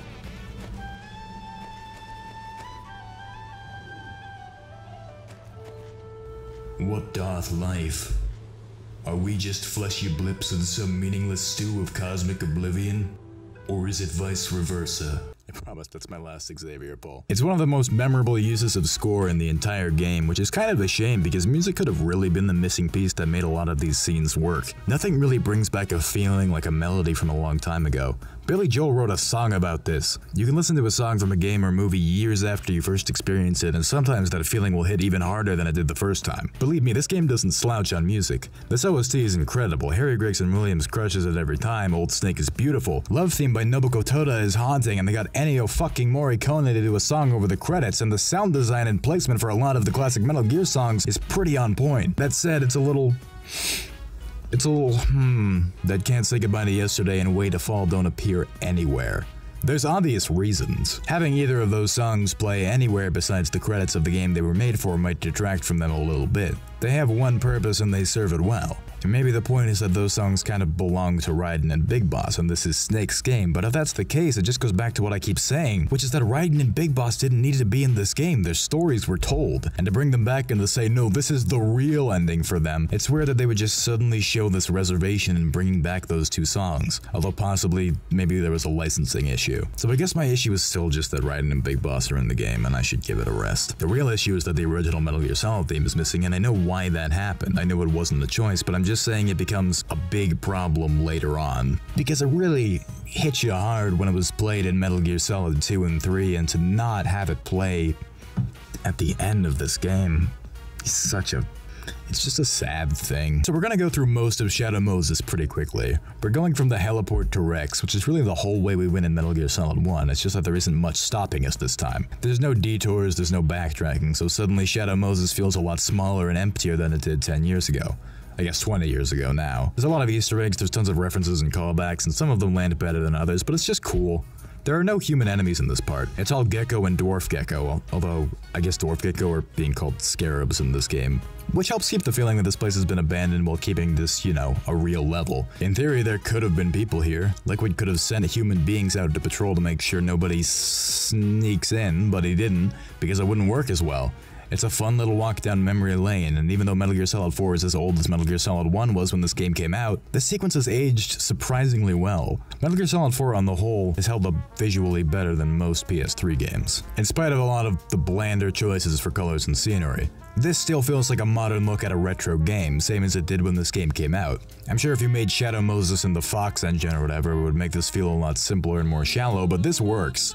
They made a nostalgic flashback to a 10-year-old game still feel nostalgic 10 years later, and that's a hell of an accomplishment. We're also being constantly reminded of Snake's deteriorating health here more than ever. There's a segment where you punch in a password that you can get past if you forgot the password. You could even put in a bunch of other passwords for a bunch of unlockable goodies. But if you put in anything besides the password you're supposed to, Otacon makes you feel like an old man, and it's really sad. This is the room where we first met, huh? Yeah.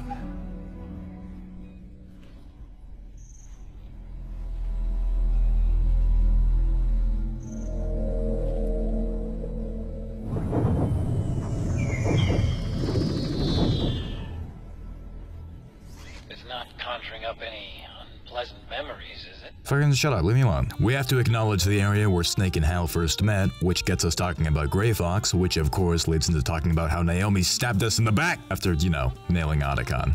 This is where we start to really question what Naomi's up to. She stole Snake's blood during the physical in South America. She stole Snake's blood, which was used to test on SOP, but it's really unclear what she was doing after that. Oh, it turns out Naomi is here. With Vamp! I probably should have asked this a while ago, but why is Vamp working with Liquid? I don't understand Vamp's motivation even a little bit. He's just like a crazy vampire who wants to die or something. You can get an audio flashback in this room regarding Grey Fox. When we try to leave, a gecko shows up, so we're in trouble. You can easily deal with it by controlling the Mark III to zap the panel that Snake blew up with a Nikita missile and MVS-1 to turn the floor off, which turns it back on and fries the gecko. It's very cute and relatively subtle. I appreciate this one. After a short sequence where we have to protect the Mark III from another gecko that shows up, we make our way outside into a beautiful snowfield. And oh boy, it's time for this chapter's B&B member. It's Crying Wolf. I'll be honest, I kind of think Crying Wolf fucking blows. Besides Mantis, out of any B&B member, she definitely draws the most from the Foxhound member she's based on, which in this case is Sniper Wolf. It helps that we're on Shadow Moses in the snow, which makes this game's version of the sniper duel. However, instead of having a sniper rifle, she has a big fuck-off railgun like the one on Rex. But it's actually the same model as the one that Fortune used. You remember Fortune, right?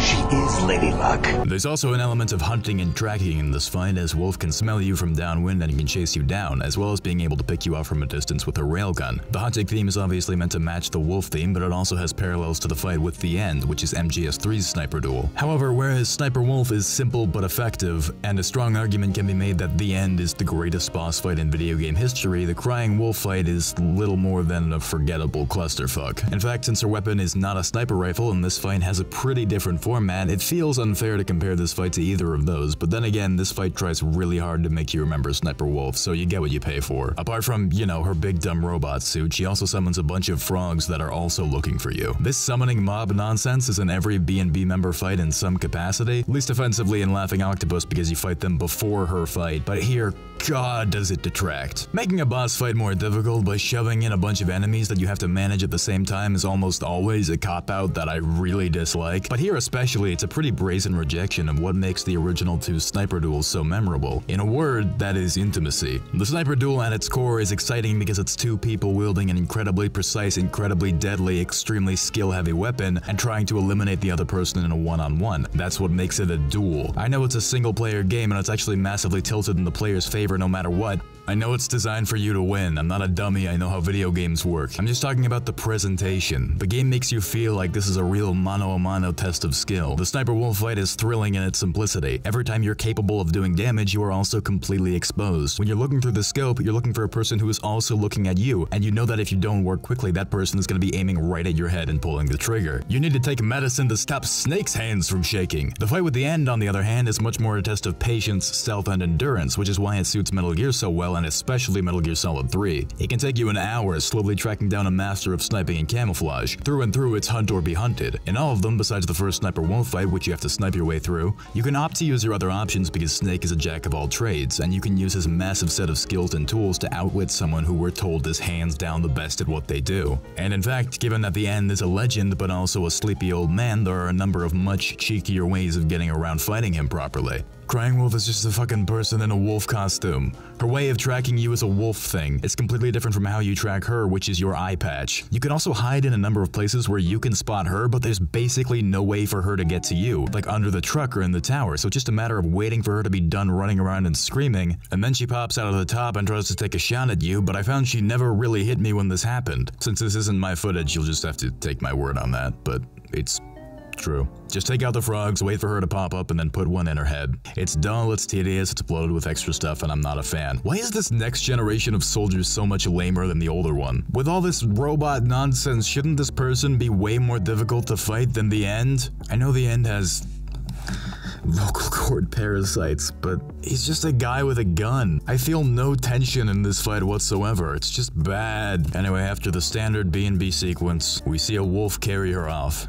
It really wants to be Sniper Wolf again, and yes, I am emotionally susceptible to a wolf howling, but I just don't know who this character is. Drebin explaining her backstory, no matter how fucked up it is never gonna connect the way Sniper Wolf talking to Snake and Hal as she's dying does. Snake just walks away like, huh, that was weird. I like that there's some pups hanging around though. There's an audio flashback calling back to Hal's emotional crisis when Sniper Wolf dies. I suppose if any fight were to try to imitate the emotion of an older boss fight, it's whatever one happens on Shadow Moses. I'm just saying it doesn't really land for me. The audio flashback actually hits me harder just because Otacon sounds so upset. By the way, we got the railgun. Nice. We bop our way down past the blast furnace, past the cameras, past the big geckos, past the little geckos, and we finally make it. Metal Gear Rex, the Big Apple. It turns out Liquid actually doesn't need all of Metal Gear Rex to fire his nuke, he just needs the railgun attached. Oh, it turns out he already got it. So, I guess we lost again. Probably should've... Otacon, are we stupid? Please understand, the entire rest of this act will be about Snake and Raiden trying to escape Shadow Moses without being killed. Snake and Otacon have basically accomplished nothing in this entire game. They've taken down some people and some PMCs, they saved Naomi, but she just went back. On every level, every attempt to hinder Liquid thus far has gone apocalyptically wrong, but I guess this is just kind of how Snake does things. Just keep getting tricked and outskilled by your brother until you finally have all the information and then just totally kick his ass. Blah, it's Vamp. As my queen wishes. Ow. I don't really understand why Naomi is suddenly all about Vamp's D. It doesn't really make any sense, but we'll talk about that in a minute because it's time for another boss fight. It's time to fight Vamp, and this time, it's for real. This fight is kind of similar to the original Vamp fight in Metal Gear Solid 2, but it reminds me more of the fight with the Fear from Metal Gear Solid 3. It's just him hopping around while you try to keep track of him and him not doing that much damage to you even if he does hit you, which doesn't happen that often because he's pretty slow and dramatic with everything he does.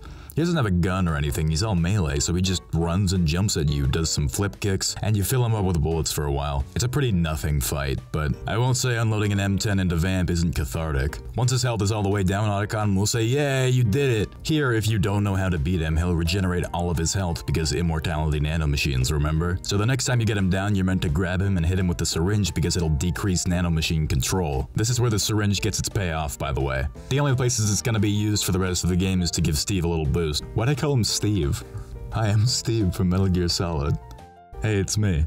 Solid Steve. The goal of this fight is not to kill Vamp, it's just to make him mortal. Now you're a mere mortal, like the rest of us. Clever. But can you kill this mere mortal?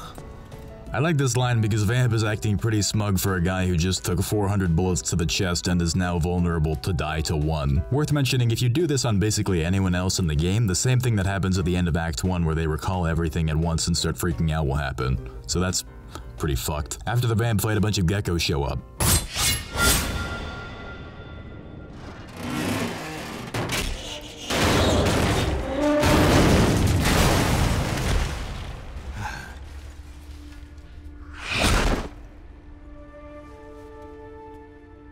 Snake, sorry to have kept you all waiting.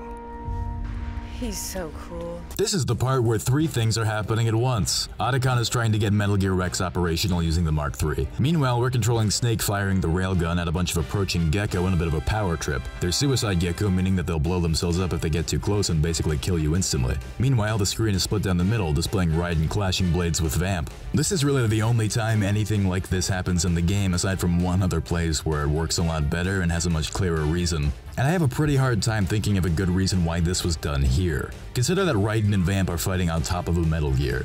This is a spawn reserved for final boss fights, an ultimate clash of ideology. For all intents and purposes, this is Raiden's final boss, but why? I would imagine that the intent here is to make this feel like a boss fight. If the fight with Vamp and Raiden were too short, it'd be pretty anticlimactic after Snake just fought him, but it's also probably a bit too lengthy to put in a cutscene, so by making you do this gecko sequence, you feel like you're playing the game while Raiden fights. It's an idea, at least, but it's really hard to catch any of the fight between Vamp and Raiden when you're focusing on beating Snake's segment. I also don't know why the game felt the need to give Raiden a fight like this. Yeah, it's fun to see a cyborg Raiden do cool shit. However, for this one, if you had approached the story of this game with the player meant to believe that Vamp had died in Metal Gear Solid 2, I don't think anyone would have questioned that. I'm not saying that bringing him back was necessarily a bad idea, but he does so little over the course of the game that this is the only bit with Vamp that I would say is memorable at all. To be a sort of puzzle fight with Snake and then a more dramatic boss fight for a character that I'm not controlling. So yeah, he's here to give Raiden something to do, because if we're gonna give Raiden a big fight, it should be with someone relevant to Raiden. But did anyone really have this perception of Vamp and Raiden as ultimate rivals? They're fighting where Snake and Liquid fought, but do they have that kind of relationship? That kind of chemistry? Although I guess this game is also overinflating just how intense the rivalry between Snake and Liquid/Ocelot is too, but Vamp doesn't really even seem to have any kind of ideals to speak of. Serving Solidus and then Liquid, since Liquid's motivation is at this point understood to be completely different from Solidus's, it just seems like he doesn't really want anything. He just does what the villain tells him to. It will turn out that Liquid and Solidus have similar goals later on, but as I understand, Vamp doesn't know that. If you wanted to make something out of this, you could say that Vamp, as a man totally consumed by nanomachines, an immortal man who welcomes death and has practically no free will of his own and has given into that, is the physical and ideological opposite of Raiden, whose body is a broken machine, but who desperately clings to life and is fighting for freedom from the Patriots. And if that's good enough for you, it's yours, my friend. As I see it though, it's just a pointlessly dramatic framing of Raiden doing something that Raiden's been doing this whole game, which is backing up Snake. I don't feel any serious beef between Raiden and Vamp. Otacon hates him though, so maybe it's just a favor for him. When the fight is over, Raiden wins and Vamp dramatically falls off the top of Rex. Snake, get out of the way!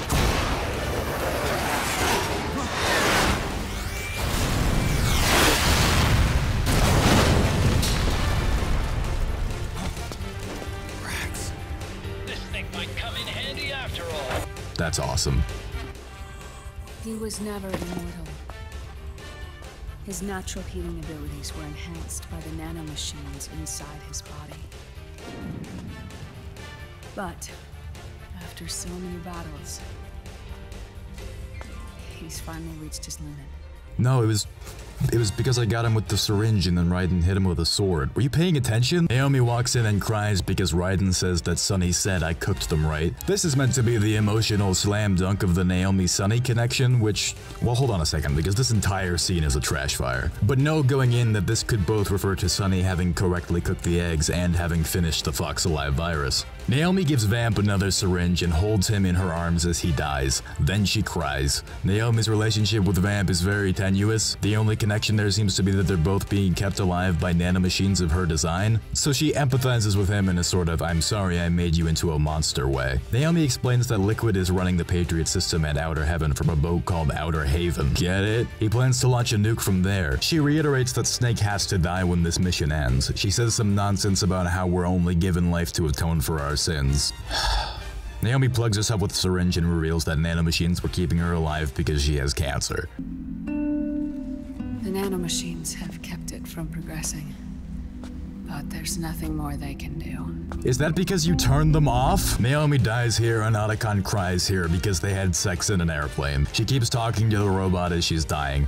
You have such beautiful eyes.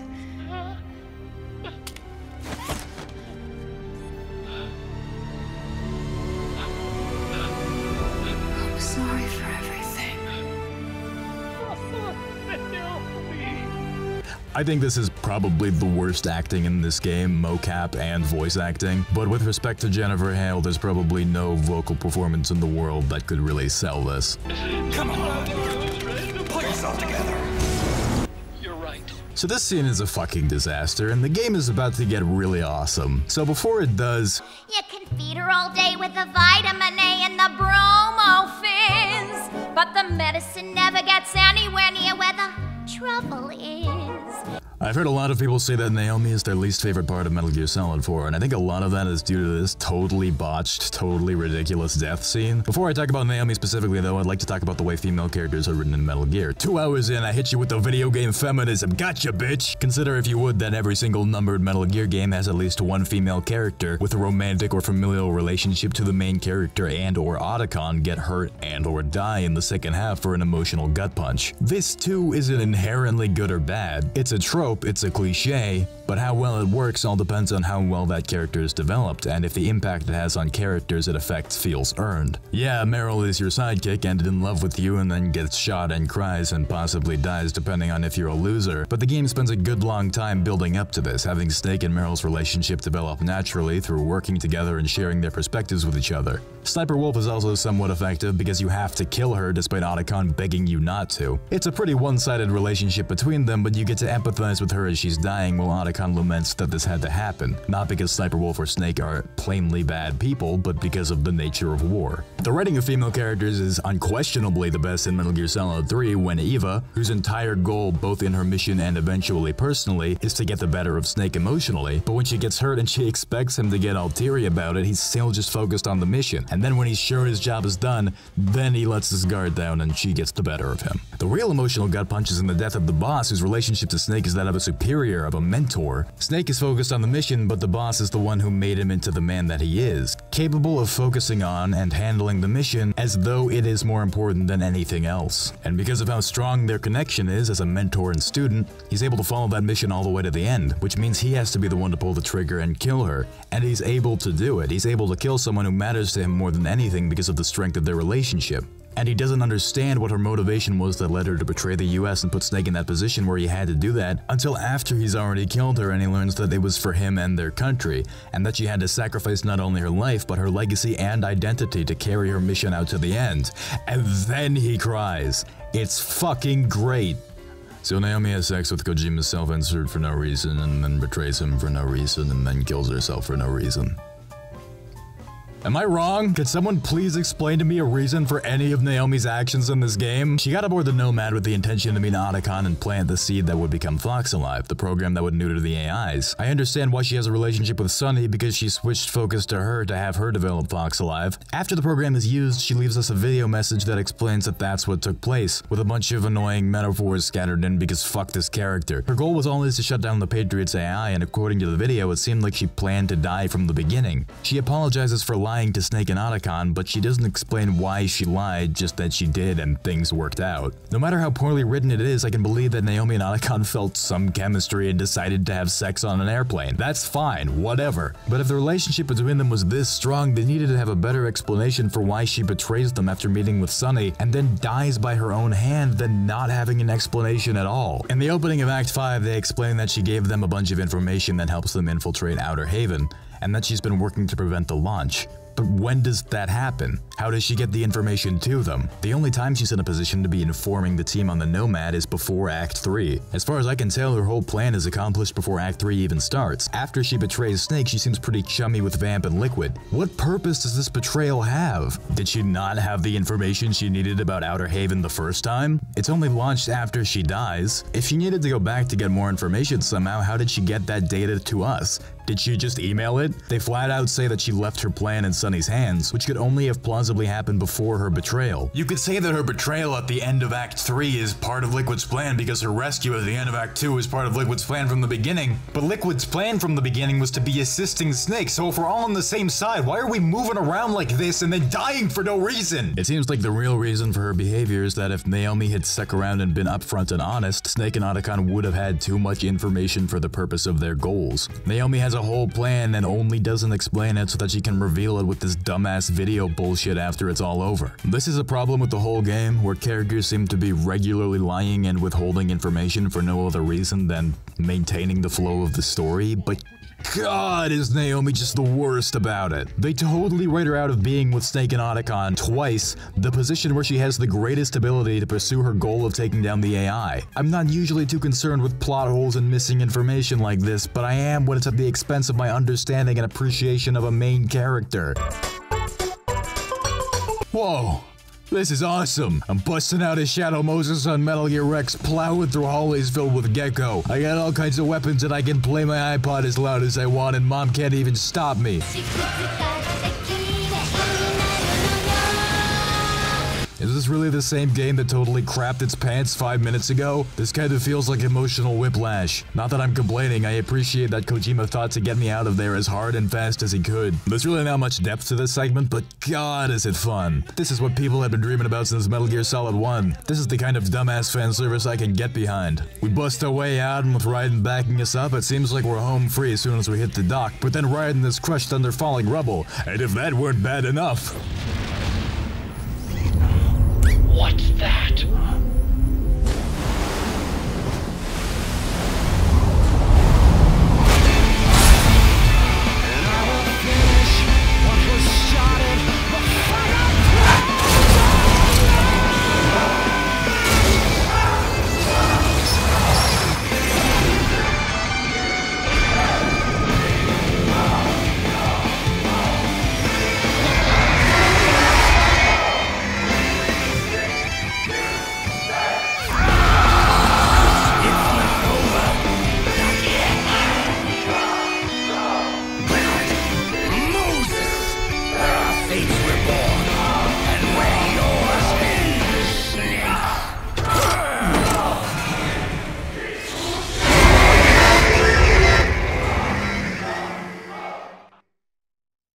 Some part of me believes that this fight is the only reason why people like Metal Gear Solid 4. This is fucking rad and I'm gonna lose my marbles. The genetically inferior clone of Big Boss fighting the genetically superior clone of Big Boss again where they fought the first time, 10 years later, but this time he's in Metal Gear from 10 years ago and the other clone is in a Metal Gear specifically designed to eliminate the first Metal Gear, and Snake wins again! I know I don't need to explain what's happening here, it's just that this scene, just in concept, is so awesome. I feel like I need to say what's happening to make sure you understand. No, don't worry, I know. This is the shit. This also isn't particularly difficult or complex, but it has enough going on and is staged well enough to really do the premise of the fight justice. There are a lot of games, especially from the PS1 and PS2 eras, that offer short segments where you're able to control something huge. It seems like it would be amazing if you had described it to you when you were 9, but in practice often don't control very well, or just the camera angle or backgrounds just don't do the scale of the action justice, or just don't offer enough for you to do to make it feel fun to play as a dinosaur or a giant robot or a monster, but this section just nails it. Being set outside on Shadow Moses, an area we've spent a lot of time as normal-sized people, as small in Snake, by the ocean but surrounded by buildings makes these mechs feel huge. It's a joy, and there's enough strategy and dodging, spacing, and how you use your weapons to make this feel like a real boss fight too. There's also some great finisher moves if you know how to trigger them. It's the best. It's just everyone's favorite part of this game. So after we are reminded what it's like to be alive and to feel joy, Ray breaks down, but Rex can't keep itself standing either. Liquid falls to the ground, and then they pull the old Fox die on you. Think again. And then Snake just falls out of Rex and starts screaming because he's the dumbest man on the planet, and Liquid just laughs at him and makes a break for it. Eat asphalt, dweeb! Snake, totally broken and battered, hobbles toward Liquid, and he just pulls his fortress out of the ocean and tries to plow it into Snake. We just kicked his ass. How did he turn the tables that badly that fast? Snake has justly given up and takes a seat, welcoming the sweet embrace of death. Luckily, Raiden managed to escape the wreckage by cutting off his own arm and then manages to stop Outer Haven with his body. How is he strong enough to do that but not strong enough to lift that crap off his body? Whatever, this is gold!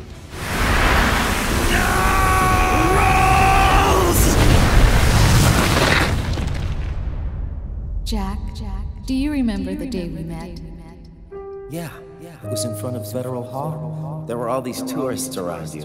Why am I floating around in your dream? Remember this charming conversation? It's always been weird to me that Raiden references the terrible 1998 Roland Emmerich Godzilla movie. Anyway, Raiden's in fucking shreds again. Then Mei Ling shows up in the goddamn USS Missouri and starts naval warfare with Outer Haven. Now these are the really good crazy pills. Raiden's fucked, Snake is fucked, and that always means the act is over. That was Act 4, let's blow this thing.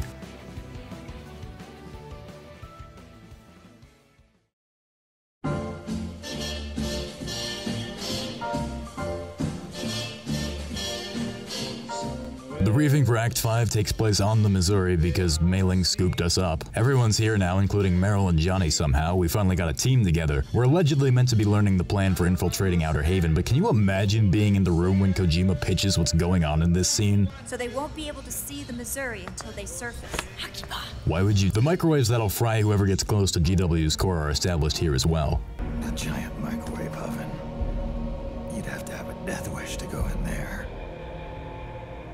Sounds like the perfect job for me. Snake is the best. I love that he's as over this as I am. This is sort of where we half-assed try to explain what Naomi was doing, and Otacon gets sad because of the amazing sacrifice she made. In an attempt to cheer everyone up, Mei Ling pulls out a proverb because remember Mei Ling? I think I'd like it more, but I ain't ever gonna forgive what happened here. Remember what the Gaul said. Anybody got a smoke? Otacon explains in detail how Fox Alive was put together. Basically, Naomi wrote the first 2/3 and then left it with Sunny to finish the last third. Sunny went through Otacon's old crap and found Emma's worm cluster from Metal Gear Solid 2. Using that, she patched up Naomi's code and got the whole thing working. Somehow what Otacon read of the finished code reminds him of Emma. Maybe she named the variables after... what is Emma like? Birds? Chopsticks. Otacon doesn't read the whole thing, so he doesn't actually know what's gonna happen when they put it in and just trusts that Sunny knew what she was doing. Seems risky, but fine. Sunny's worm destroys the AI intellect, by triggering apoptosis in the cells. Remember that word from earlier? Wait, the AI has cells?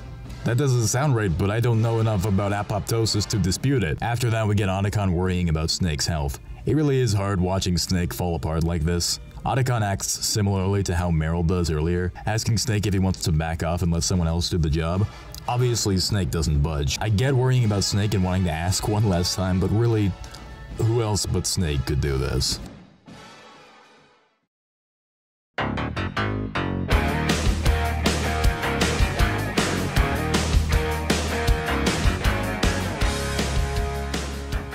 Homestretch, alright, this party's getting crazy. The Missouri is approaching Outer Haven, so I guess it left and then came back. Mei Ling commanding her squad is pretty cool. This guy just walks in and starts expressing his fears, so Mei Ling gets to have this baffling leadership character development moment with some dude.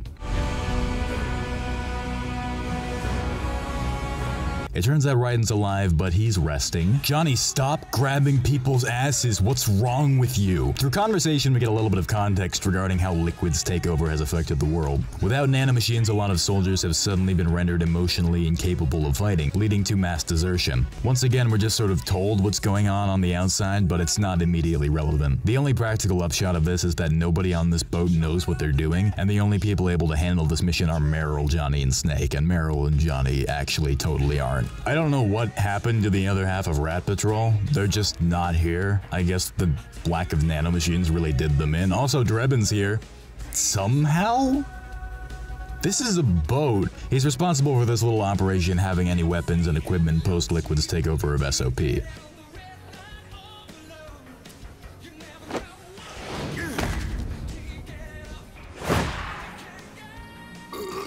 Drebin has a simile about a soda that doesn't mean anything because he's lying.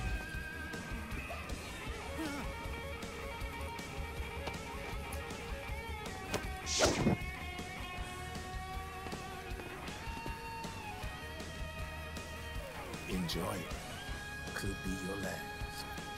Snake gives his cigarette to the monkey, and then the monkey gives him the soda, and then he gives the soda to some guy who thanks him for it. Am I having a stroke? Campbell uses his Goku telepathy to let us know that Outer Haven is based on Arsenal gear. The ship is filled with robots and the best soldiers from all the PMCs Liquid has fingers in. The Colonel warns us about what'll happen if we don't stop Liquid, which doesn't matter because it's not true.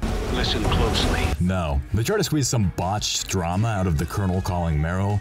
I just want people to stop talking. Failure will spell doom for the human race. You've said that like 5 times. There's a little fight between the Missouri and Outer Haven, which is kind of exciting.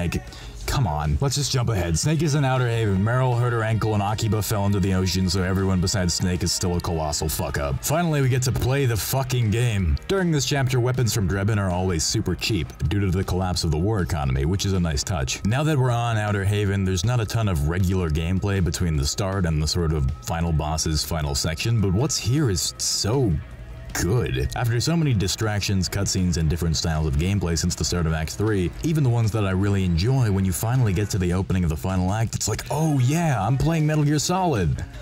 I really like Metal Gear Solid. For basically the first time in the whole game since Shadow Moses didn't have any normal PMC guards, it's just a collection of different types of enemies, including frogs and basic PMC soldiers in a man-made facility, and everyone's looking for you. It's a clear, visible, well-defined area with obstacles and where everyone's on the enemy side. They're aggressive and outnumber you, but you still hold the advantage in tools and positioning. Why isn't any of the rest of the game like this? Not to say I don't like the new sort of like I'm on this team and we're outside fighting a war thing the other acts were going for. The outdoor areas are okay. Snake Eater is my favorite, and it's mostly outdoor areas, but as I said 400 years ago, I don't consider the outdoor nature segments of this game as well designed as those in Snake Eater. But here, I can see everyone. I know when they can see me. I know where the hiding places are. If I get caught, I feel like it's my fault. Although, yeah, it is kind of easy. I have all of my tools, and all of the other tools are so cheap that I might as well have access to them too. And I can try them out on anyone and anything. This is my Metal Gear Solid 4 playground. Fuck Act 2, give me this. This is so good. What do you mean it's over?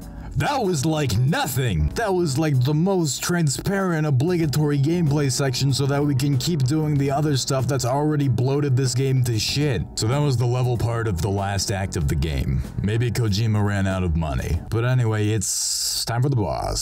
Screaming Mantis says, hey, remember Psycho Mantis the fight? I need to get some sleep. Okay, Snake has infiltrated Outer Haven very quickly. He makes his way to the lower deck. Meryl is mysteriously passed out on the floor. Snake is ambushed by a bunch of frogs, so he has to fight his way out as well as protect Meryl. What follows is just a pretty standard arena third-person shooter action sequence. Not much is going on, but it's a nice chance to try out your final arsenal of weapons in pure action, no stealth sequence, because you'll presumably have a lot of guns by this point. You'll even have a whole bunch of options if you insist on going non-lethal. The frogs will shoot you, they'll throw flash grenades, etc., same old stuff. When that's all over, Strings pull Meryl up on the ground and make her point a gun at her head. She's stopped by Akiba shooting the gun she's holding, saving her life for the second time.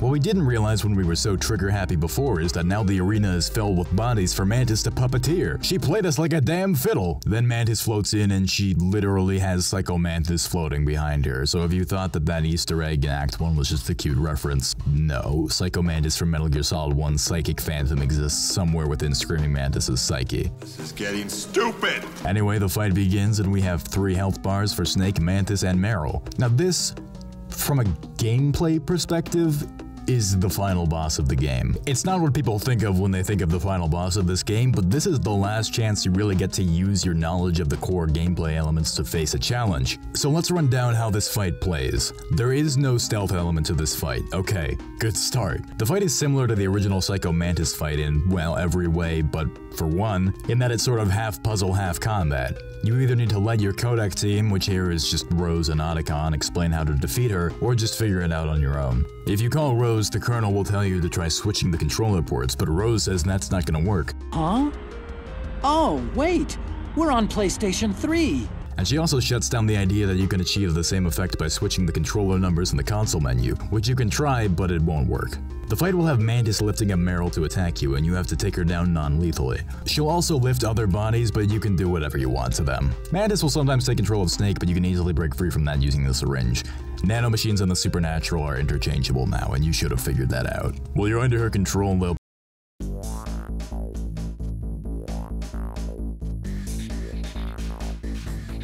pull some of the old fourth wall breaking "oh shit, did my game reset?" moves. It's cool, but since it's a reference to when this happened before, it feels kind of played out. She doesn't really have any other attacks besides this Devil May Cry ass teleport and then slash. At a certain point in the fight, you'll get a cinematic where Mantis picks up Meryl and tries to make her shoot you, again, take her down non-lethally. Eventually she'll do it again, but this time she'll try to make Meryl shoot herself. Seem familiar? You don't have to beat her up though, you just pop her with a trank, nothing fancy. Otherwise you'll get a fail state. If you try shooting Mantis herself, no dice, you have to shoot the dolls she's got floating under her arms as marionettes. The dolls are Psycho Mantis and the Sorrow. After they fall, you can pick them up and use them as weapons, sort of. The one you need to complete this fight is Psycho Mantis, obviously. You don't have to grab the Sorrow doll, but it's a nice find and it works a little differently. The Mantis doll lets you puppet living people, while the Sorrow doll lets you puppet corpses. Well, there's a vulnerable snowman in the market, and I think he's a real nice guy. Which is in line with the characters the dolls are based on. Same old explosive emotions, same old gratuitous shots, same old statue, but you can always get this one because beating Mantis is always non-lethal. Same old white room, same old dancing.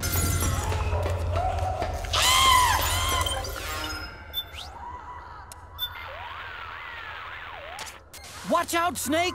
Don't let her cling to you! Keep your distance!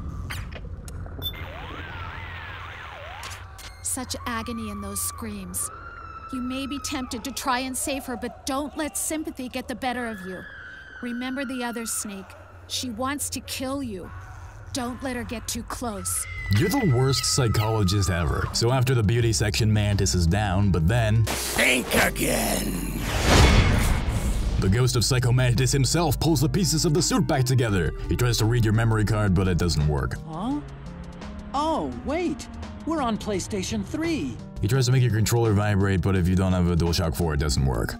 We're on PlayStation 3. and then the sorrow vanquishes him, I guess. And then same old Drebin's speech. Within Drebin's speech after her backstory, at the tail end of it they explain that somehow Psycho Mantis' spirit was contained within the nanomachines inside her body, consuming her persona. Also, it turns out that Mantis has on some level been controlling all of the B&Bs. I suppose that kind of explains why they're all obsessed with Snake.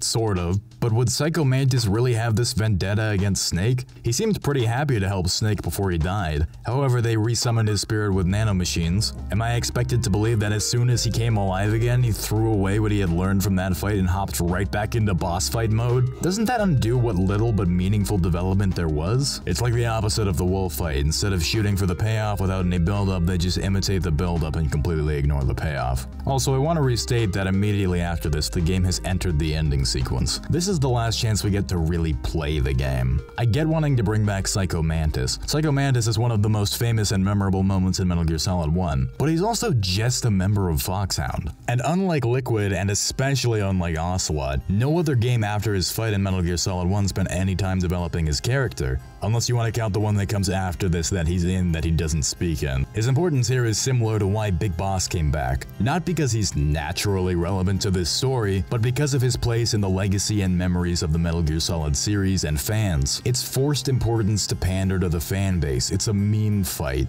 And that's how we're ending the game. With a meme fight, loosely tying all of the bosses together. You can't even say that the B&Bs are based on Foxhound because Mantis was in Foxhound because their identities and codenames have nothing to do with Foxhound. They all tie into their terrible backstories. Everyone remembers Psycho Mantis, but nobody ever talks about Screaming Mantis. This could have been a chance to have a really great, really memorable original boss fight, but they just went for the reference again. And if you were gonna do that, shouldn't that fight have been on Shadow Moses? I know this whole game is a goofy fourth wall breaking self-reference game, but if you were gonna do an entirely goofy fourth wall breaking self-reference fight, shouldn't it have been in the entirely goofy fourth wall breaking self-reference chapter? Was the Sniper Wolf reference really so important to have? There was really nothing to it. You could have moved every B&B member and act earlier and just cut out the fight with the frogs. You didn't need this dramatic teaser in Act 1 because the payoff for the B&B unit is so underwhelming. This is the payoff. Psycho Mantis is the payoff. In fact, yeah, let me just go off on the B&B unit because they're done. There's no more after this. I'm especially good at expectorating. I'm about to present a hypothetical scenario. I'm not saying this is what happened during development. I don't know what happened during development. I don't know who specifically is responsible for anything in this game. And what I'm about to say is gonna make it sound like I think Kojima is an idiot. I don't think that. It's just that because of how poorly these characters were implemented, I'm feeling how I would feel if Kojima were an idiot. Let's say you're Hideo Kojima. You have to make a fourth Metal Gear Solid game because a bunch of shitheads sent you death threats when you tried to let your co-writer Shuya Murata direct in your place. You want to put some great new bosses in the game because every Metal Gear game has a cast of great memorable bosses, usually all a member of a team and with some kind of cute gimmick that ties them together, like an emotion, or an animal as a codename. However, for some reason, maybe because you're on a new medication, maybe because your other co-writer left, or maybe because you just didn't want to work on this game in the first place, you're struggling with writing new, memorable, likable, and empathetic characters. However, you got this great idea for a theme involving mental illness and post-traumatic stress disorder. You have some knowledge of how war, which this game is about, can damage a person's mind, but you don't really have that deep of an understanding about it. You do, however, watch a lot of movies and pick up on the fact that in a movie, a character who's mentally ill can be violent and act in ways that are creepy and upsetting and irrational. So instead of having to write people that the player can connect with, you just have a bunch of people who are mentally unstable, screaming and crying and trying to kill you. And that's a pretty easy kick in the head. Another great way to get a cheap emotional response out of a Metal Gear fan is to throw in a Metal Gear reference. So we'll give all of them gimmicks that match Foxhound and throw in a bunch of Metal Gear Solid 1 references so that you clap when they happen.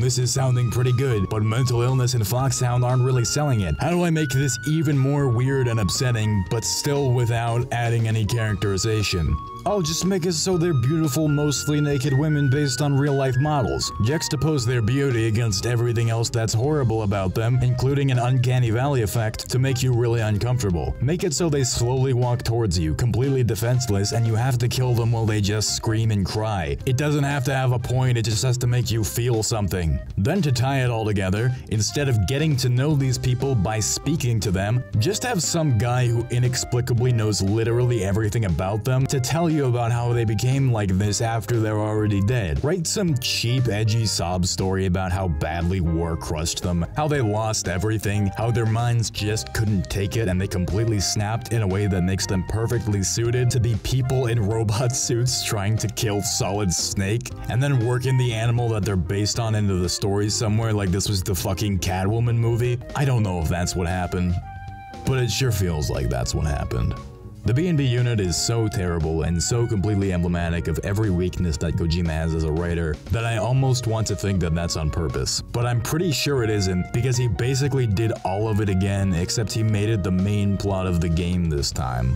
That's been on my chest for a long time. At least what's about to happen can't be dumber than the B&B unit, right? Anyway, after the Mantis fight, a couple of frogs hop in but are somehow easily dispatched with a couple of shots. Meryl decides to stay back and keep the frogs from chasing after Snake while he heads down the microwave hallway. While Meryl covers Snake and acknowledges that he has to make this sacrifice, it is a little bit of a kick. Because we know now that she understands that she can't keep putting up the "why don't you just stay out of this old man" front, and her friend is about to die. I'd have been really pleased if Meryl didn't show up after this shot but before the proper ending. I think it's a really strong ending for her and her relationship with Snake. I obviously want to see her make it out of here alive and to know that she's doing okay, but I don't need anything else from Meryl while we're still at Outer Haven. I feel like the focus should really be on Snake from here on out. When we have control of Snake again, we're going to be walking down a long hallway all by ourselves. It's sort of similar to the ladder from Snake Eater, but instead of just letting you have your thoughts to yourself and maybe calm yourself down, this section has a different presentation and a different purpose. There's a number of audio flashbacks to this game to give us some time to really meditate on Snake's situation, on the impact he's had on other people, and all the people who died or became injured for this mission. Get a chance to appreciate that Snake doesn't have any options here. He has to die here. I wish this had kept going longer, but instead we cut back to Meryl. She's fighting against frogs and barely holding out. Then Johnny rolls in to save her. Again.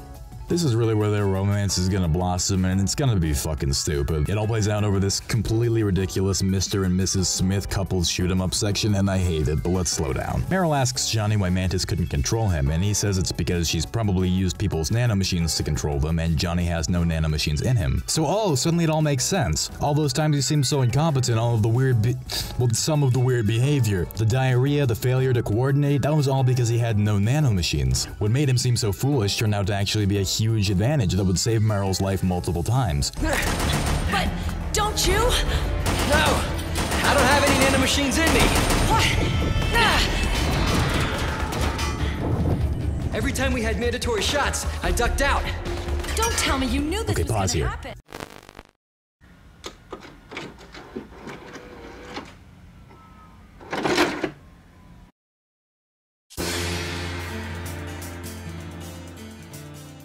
There's an anime OVA based on a manga from the 90s called Golden Boy. It's a sex comedy, it's 6 episodes long, and it's one of my favorite series. Besides being gorgeous, hilarious, beautifully acted and animated, and having characters designed by one of the best artists in the industry, the main character, Kintaro, is one of my favorite protagonists in all of anime. Every episode starts with Kintaro appearing to be a hapless, horny loser lusting after women and fucking up all the time. And the women in this series, who are often smarter than he seems to give them credit for, look down on him and treat him like the loser he appears to be. However, by the end of every episode, it's always revealed to them that Kintaro is actually much more intelligent, aware, kind-hearted, and selfless than they believed. He bounces between low-level jobs because he always believes that he can learn from them. He has a high libido, but he greatly respects everyone to the point that people often take advantage of him, but it's never to a terrible detriment because he's incredibly competent and able to take care of himself. Within the span of an episode, everyone's understanding of him changes dramatically, and often he'll have totally mastered whatever job he had at the beginning, while also totally changing the life of whatever woman happens to be featured in that episode, to the point that the episode always ends with them having gone from thinking he's trash to being totally in love with him, but by then, he's always gotten on his bike and moved somewhere else, taking the chance to learn more. He's a total Mary Sue, but because of how well he's written and animated, you can't help but love him. Johnny could have been like Kintaro. In this scene, Johnny could have totally won me over, having some suspicion about nanomachines, having some intuition or information nobody else had, which, in the event of the disaster that occurs, leads him to be better than everyone and save not only his own life, but the life of someone he loves. This is the scene where I get to be really happy that Meryl and Johnny are going to get married. Let's resume. Nah, I just hate needles.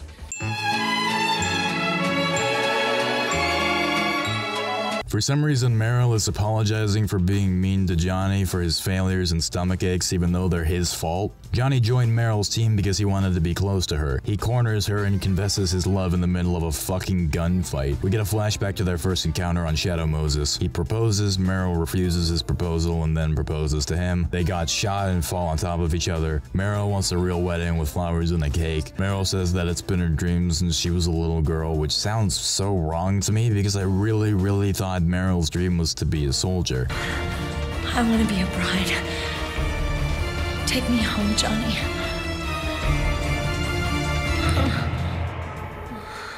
I have no words. We cut back to Snake walking down the hallway. This part of the walkway has enemies on it, so it's sort of different, but I would have preferred if this section wasn't divided by the dumbest cutscene in history. I like Rose's and Otacon's emotionally charged backup here, though. The section is just tons of enemies. One of the last lines of defense GW has, besides the microwaves, clinging to you to force you back. Past the hallway, Snake chokes and falls, gets surrounded by frogs, but then Raiden shows up with a sword in his mouth, no arms, a trench coat, and is the lightning. This part is stupid too, but as I'm sure it doesn't surprise you, I like this one. Raiden is also going to cover Snake while he moves in, so again Meryl and Raiden playing the same role as Snake's backup. Raiden is more fun though because he's the only one that Snake ever talks to. When Meryl talks to him, he just goes, yeah, alright, but Raiden says, my body is a machine, and Snake says, but your heart is human. Snake convinces Raiden that, despite what he's lost, his life is still worth living. Snake is still totally consumed by guilt for being what he is. I don't know why these people gave Snake and Raiden time to chat, but whatever. I don't know why when Snake was on the ground they were approaching so slowly, but it sure is dramatic.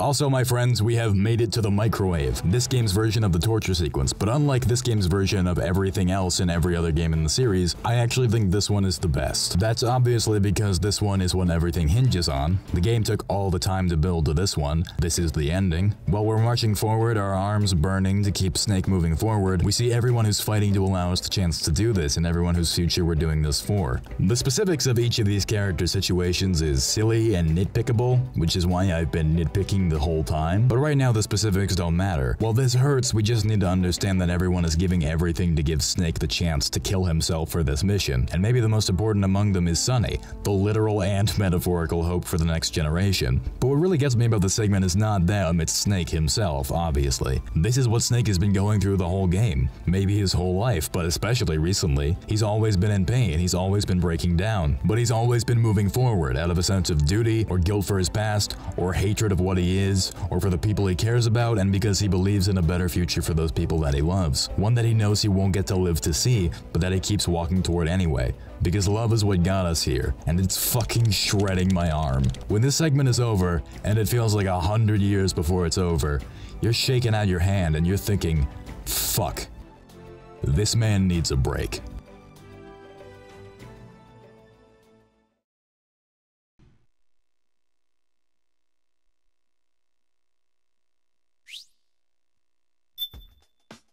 At the end of the hallway, Snake is fucking crispy, thoroughly scrambled. We get some symbolism. Otacon pilots the Mark III up to the main console. I can't believe he can do this from a MacBook while just sitting on the ground. Snake isn't doing anything, which begs the question, why couldn't the Mark III have come in alone? But whatever, it probably can't open doors by itself, and it ended up needing a lot of protection anyway. Raiden is up against the wall while the frogs slowly approach him again. Is there a reason they can't go any faster? Did I miss something? Meryl and Johnny are out of bullets, but they're together, and that's what matters, I guess. Mei Ling is being hassled by a dwarf gecko that's outside, and Snake is getting swamped by them. Leave him alone. Hasn't he gone through enough? We're at the end of our rope, but then... We did it! As you would expect when you shut down a system controlling literally everything causing you problems, your problems suddenly go away. Mei Ling prepares to fire one bullet at one robot, but luckily she doesn't have to. There's a cool shot of Ray falling off the Missouri because Metal Gear Ray are always cool even if they are constantly jobbing. So as Otacon runs the worm through the machine, it turns out that instead of shutting down GW and only removing Liquid's control over SOP, the worm that Naomi, Emma, and Sunny developed is in fact spreading to every other AI and shutting down the entire system. This is our surprise Deus Ex Machina that surprises no one, because did anyone really believe the one time in Act 2 when Campbell said that shutting down the Patriots program might not be so easy? It turns out it was that simple.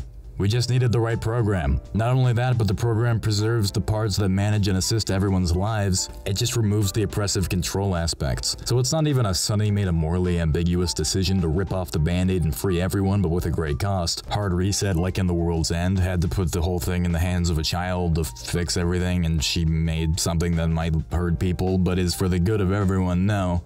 She just fixed it. It totally betrays the built-up complexity of the situation to just have it solved, cut and dry, end of story. I said before that I thought the story of these games wasn't meant to lead to the Patriots being stopped, but even if we were gonna clean up the Patriots, couldn't we have made it a little less clean? A little less totally happy? A little less easy? And if you really wanted to make this happen, couldn't there have been a more clever workaround than, oh, Sunny's code just fixed everything because she managed to do something that the greatest minds in the world had just assumed was impossible? It's insane to me that nobody had the time to read this program to know what it was going to do. Sunny was the only one who knew how this would play out. It's a reveal for everyone else. Nobody even asked her. I know Sunny was raised by the Patriots, I know she's an unbelievable genius, and I know Inside Computers is her home, but she's also 6. It makes the point about the next generation being our hope seem so much dumber when the next generation is this cute, brilliant, pure-hearted, and infallible.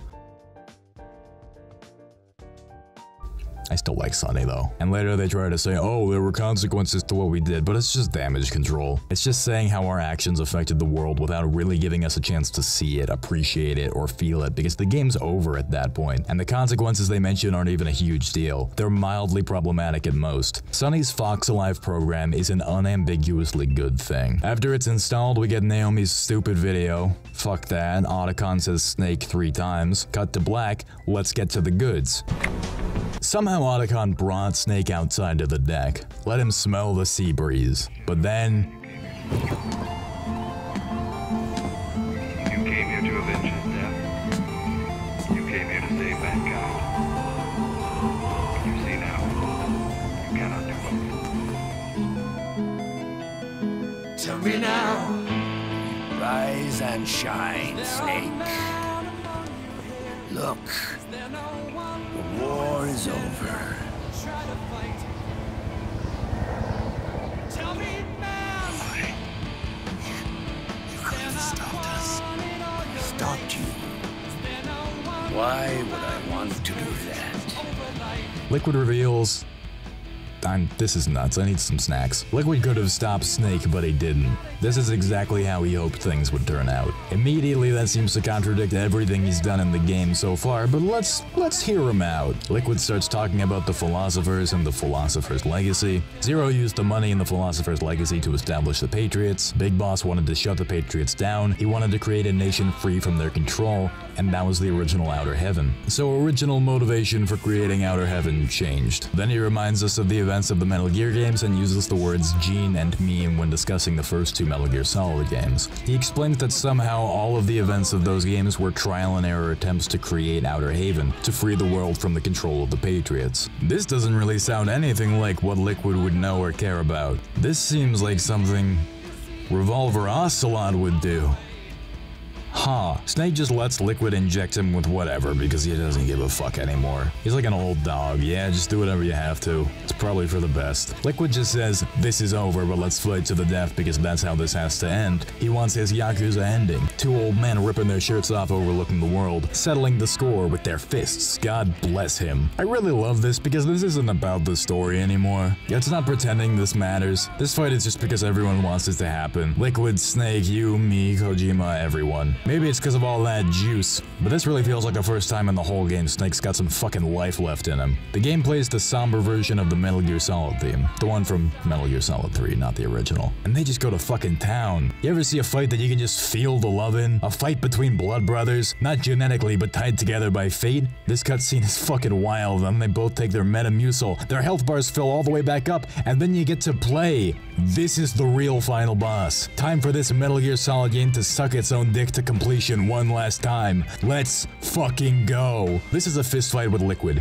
It has 4 stages, one based on Metal Gear Solid 1, one based on Metal Gear Solid 2, one based on Metal Gear Solid 3, and one for itself just to wrap things up. In all of them, the camera angles, life bars, controls, moods, music, and difficulty completely shift to evoke your memories of the games they're based on. The music goes from Encounter from Metal Gear Solid 1 to the Tanker Incident from Metal Gear Solid 2 to Snake Eater from Metal Gear Solid 3, and then just goes out on the old Snake theme. The names change too. Snake is usually Solid Snake, but changes to Naked Snake during the Metal Gear Solid 3 segment. Liquid goes from Liquid from Metal Gear Solid 1 to Liquid Ocelot from Metal Gear Solid 2 to just Ocelot from Metal Gear Solid 3.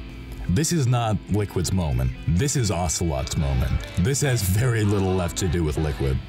The only piece of Liquid left is his shadow, and really, how else could this game have ended? Not Metal Gear Solid 4 in concept, not a different Metal Gear Solid 4 that told its own great story and minded its own business a little bit more. This Metal Gear Solid 4. The one that's been desperately trying to connect 3 games as though they were all leading to this, when in truth they probably weren't. But if they were, who would be running the show? It's not Liquid. It's the guy who's been here the whole time. It's the guy who always seemed to have some kind of plan we never really understood, who always seemed to have connections to every conspiracy, and who loved Big Boss more than anything, enough to somehow make this about him. Ocelot says that he's Liquid's doppelganger and that Snake is Big Boss's, but that doesn't really line up. Snake as Big Boss's doppelganger makes perfect sense here, but I wish the game would stop trying to force Liquid in here just because he's Snake's quote-unquote brother and was the villain of the first Metal Gear Solid game. Forcing him in here is poetry for the sake of itself.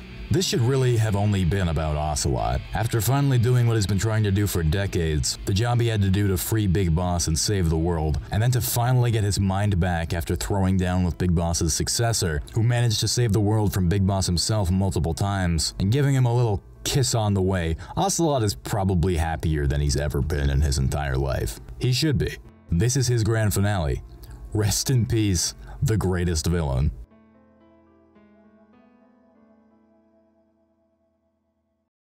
Otacon does a little speech about what we lost, how our society, which has always thrived on war, will continue without the Patriots, and wonders if we did the right thing, which, come on, of course we did. And we move out.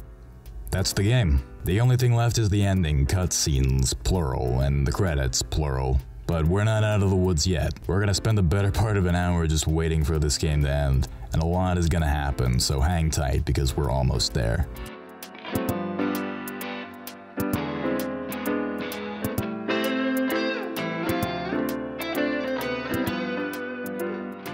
No briefing cause the mission's over. We pick back up at the grounded Nomad and Mei Ling is helping Meryl get ready for her wedding. Oh yeah, that's happening. The Colonel congratulates Meryl and then walks away. Meryl points a gun at him but doesn't shoot it to indicate that she forgives him and that she's going to give him a chance to make up to her. Then she asks him to walk her down the aisle. Wow. Alright. Character development. I wonder if this would have landed if these two characters had talked to each other more than once before this. The wedding officiant is one of the guys from Rat Patrol and the other one is just here. Other attendees include, Otacon, Sonny. That's a pretty sorry showing, but whatever, this doesn't matter at all. Maybe they wanted a small wedding. Kiss the bride, you stupid asshole. Go live a beautiful life. Suddenly, Drebin out of nowhere. His truck pumps out a bunch of flower petals and doves. Beautiful. You're a good man, Dreb. Sonny starts making friends with a kid who's probably incredibly confused. Monkey's getting fucking smashed. Not a bad idea. Then they kiss. But where's Snake, Mei Ling asks. That guy always keeps you guessing. The Colonel thanks Snake for his service, so that was the wedding. Meryl and Johnny done. What's next? We got 5 more endings to get through. Oh boy, it's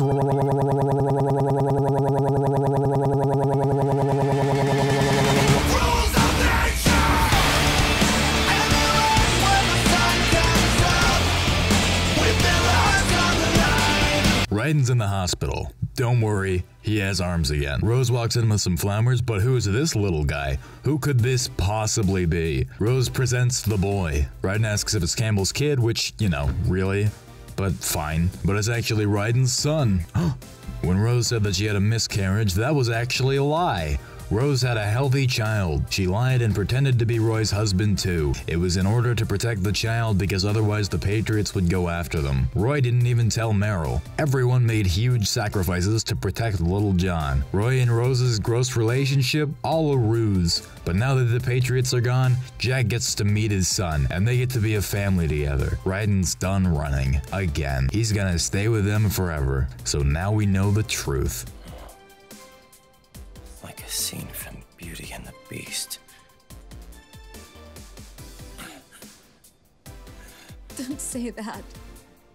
You're no beast. You're my husband.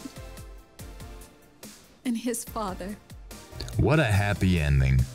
What a perfect conclusion to this story.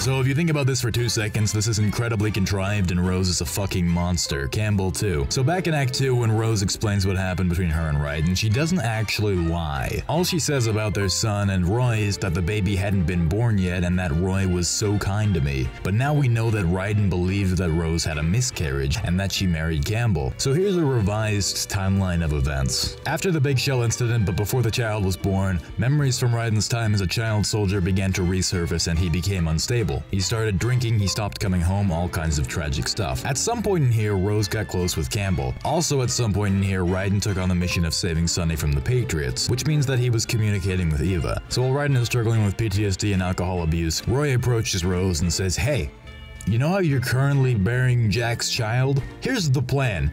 We're gonna tell him that his son is dead. And then you're gonna pretend that you don't love him anymore and stage a fake marriage with me. We'll do this to protect you and your son from the Patriots." And she said, yes. And then she got another degree and became the worst psychologist in history. I guess if Raiden, believing he lost everything during the most vulnerable period of his life, were to kill himself, that's somehow covered under the risk-reward section of the details of this plan. I know we're meant to assume that the Patriots don't know little John was born, which I don't know how that could be since they're everywhere and everything. But even if that were the case, are we really meant to assume that Rose is completely out of the Patriots' sights just because she's not in a relationship with Raiden anymore? What's stopping them from just using her to take advantage of him again? Do they really think that he just wouldn't do anything if that happened? If she's safe from that with Campbell, why couldn't she and little John have just stayed with Campbell in the first place? If Campbell and Rose can both know about his existence, why can't Raiden be in the know? The explanation for why they had to lie to him like that is so fucking contrived and also somehow barely explained. Maybe if somehow Raiden from the future was able to communicate with Rose, he would have okayed this plan. This maybe would have been a sacrifice he was willing to make. But this was Rose's choice. Am I really to believe that she would do that to him and still loves him, and that this is going to be a happy family from here on out? Listen, I'm obviously a little sensitive about this, both for my own reasons and because I really like Raiden. I've heard some people say that they really do like this ending for Raiden, and if you do, I'd hate to take that away from you. I'd hate to undo this for you the way this undoes Metal Gear Solid 2's ending for me. And Raiden going through all of this, surviving and continuing to fight and keep making sacrifices along the way, and then to turn around and forgive Rose for this does speak to the strength of his character. But I don't think forgiving Rose was part of the test. I don't think you're meant to think about this hard enough to even think that Rose did something wrong. For Raiden to be in this renegade cyborg ninja role, his relationship with Rose has to have failed, because this wouldn't have happened if she was still a factor in his life. But this game doesn't really want to make you feel bad or sad, because this game doesn't want to commit to anything. It wants to have the same mostly happy ending for Raiden that Metal Gear Solid 2 has, so in the end, Rose just shows up and says, "Actually, you have a son and I still love you, but I had to lie about this because of the Patriots." And that's supposed to make you happy. happy. It's another fucking repeat. It's another goddamn cop-out. But Rose being with Raiden doesn't make me happy in this game like it did in Metal Gear Solid 2, because in order for us to do this again, Rose has to lie to him and say, I'm sorry I had to do that. But it's not like Raiden can say, I don't forgive you, or I don't want to stay with you, because he's responsible for his son now. So he's just in a family with someone who manipulated and gaslit him, and how is that better than being controlled by the Patriots? I might have some issues. I know Rose isn't written to be a bad person. Read the room, Steak. This is a happy ending. I know, I'm sorry I had to bitch so aggressively about something so small. I just wish there were a Metal Gear game that somehow undoes this. A game that doesn't take itself so seriously and isn't concerned with meeting the standards of what the fans expect from Raiden's arc. A game where instead of just trusting that now he's with a family and things are gonna be different this time, which they won't, because why wouldn't the stuff with the guilt and flashbacks and the PTSD happen again? Raiden, I don't know, accepts who he is and tries to make peace with that and be a good person anyway. And, also a robot dog. I finally found what Fuck yeah, it's Revengeance. I've heard people say that Revengeance ruins Raiden's character. I disagree. I think 4 ruined Raiden's character and Revengeance salvaged what was left. Let me explain. At the end of 2, I can believe that Raiden lives a better, freer life, but I don't believe it at the end of Metal Gear Solid 4. Last time he tried to do this, he relapsed and totally fell apart. So what's different this time? Why is it gonna work this time? Well, for one, he's a literal war machine now, so maybe we count that as a con. Rose is now a psychologist for whatever good that is, and he has a son. I guess the Patriots are gone, but they weren't directly responsible for his relapse this time. That was just because, as Big Boss kept trying to explain, a soldier's mind can never truly leave the battlefield, and Raiden is body and soul a soldier. Bringing Raiden back for this game was a mistake on its own, not even considering the events of this game. So if you wanted to do a new arc for Raiden, you'd have to take it in a new direction, and oh boy does Rising. For one, the structure and themes of this game are actually very similar to Metal Gear Solid 2, just blown up and made less wordy, which is pretty funny. The Raiden spends the whole game dealing with memorable, charismatic characters who comprise the boss fight, and god is that such a breath of fresh air. But just like the older characters, they're constantly gaslighting and manipulating him, trying to break him, because they understand that he's still unstable and constantly questioning himself. This game understands that that doesn't just go away because you wanted it to the second time you wrote the same story. So instead, halfway through putting up with this shit for the 3rd time, Raiden stops putting up with it.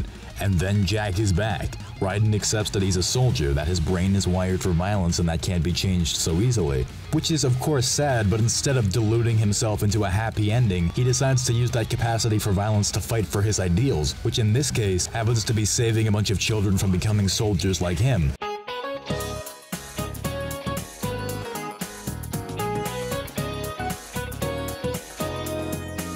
It completely solves all of the issues presented in the previous game and reworks them into a new, reasonable direction for this character, while also working back in the theme of hope for the next generation. Bravo, Etsutamari! You beautiful Shin Yakuza handsome-ass looking man! Metal Gear Rising is great. Give me a sequel with a better camera, on-the-fly weapon switching, and less enemies with firearms. That was Raiden. With that over with, we return to Snake in the cemetery at this headstone once again. And from the words on it, it's pretty safe to conclude that this is Big Boss's grave, buried right next to the boss. I've heard some people speculate that this is Gray Fox's grave, which would have been nice, but is almost certainly not the case.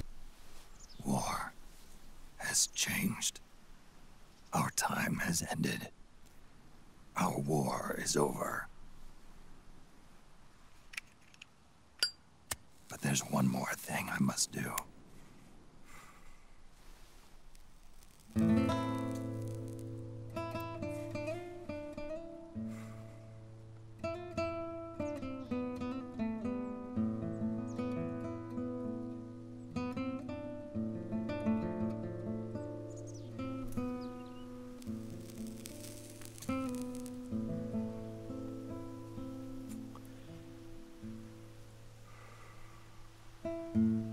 One last punishment I must endure.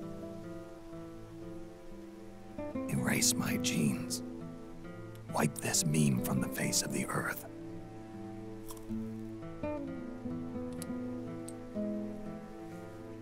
This is my final mission.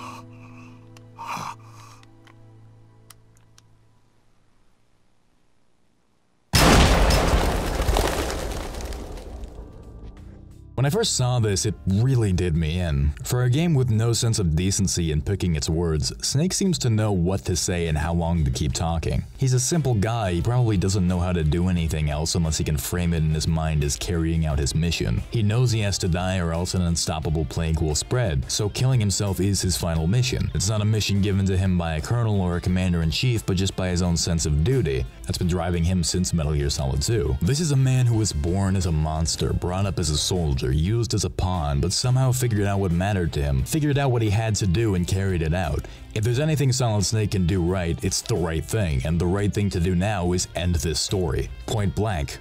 No more Big Boss, no more Les Enfants Terribles, no more Snake, no more Heroes, no more Fox Die, no more first-generation nanomachines, no more Metal Gear.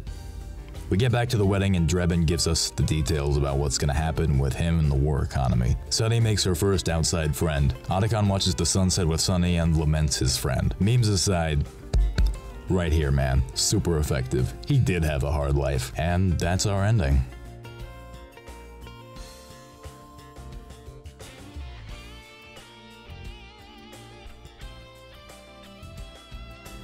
But as I'm sure you know, that's not the ending. The credits roll with the whole cast and we go grab a heat tap and quickly run back to see what we unlocked for the new game. But then... oh? But where was Big Boss? Oh. There was Big Boss.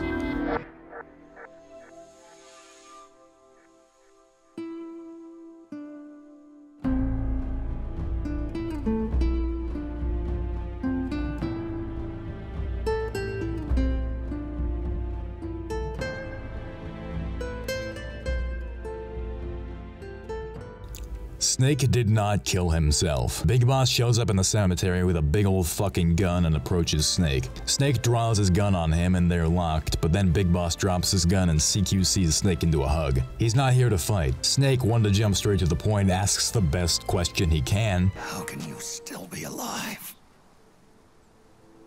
That body, liquid burned on the Volta, wasn't mine. That was the body of a clone. Solidus.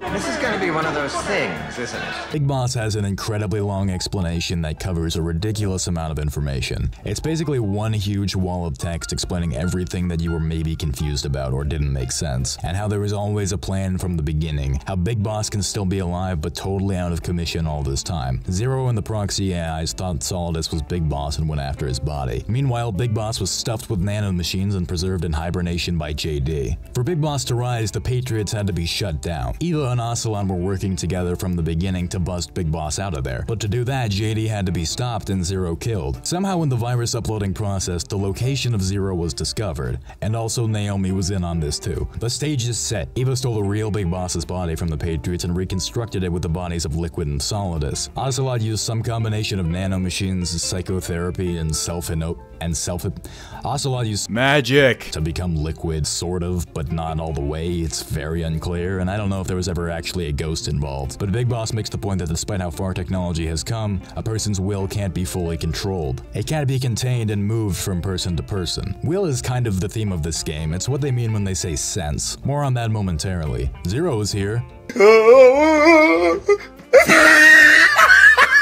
Big Boss continues to explain that the Patriots aren't exactly just the AIs. All of the people working to serve them, the systems and societies in place were all part of one grand system. On some level, they were controlled by something the AIs could manage, but you can't say that they're not the system as well. The Patriots were everything, a system intended to remain steady, functional, and uniform, but at a certain point within that system, war began to propagate. Everything became based on war. Why?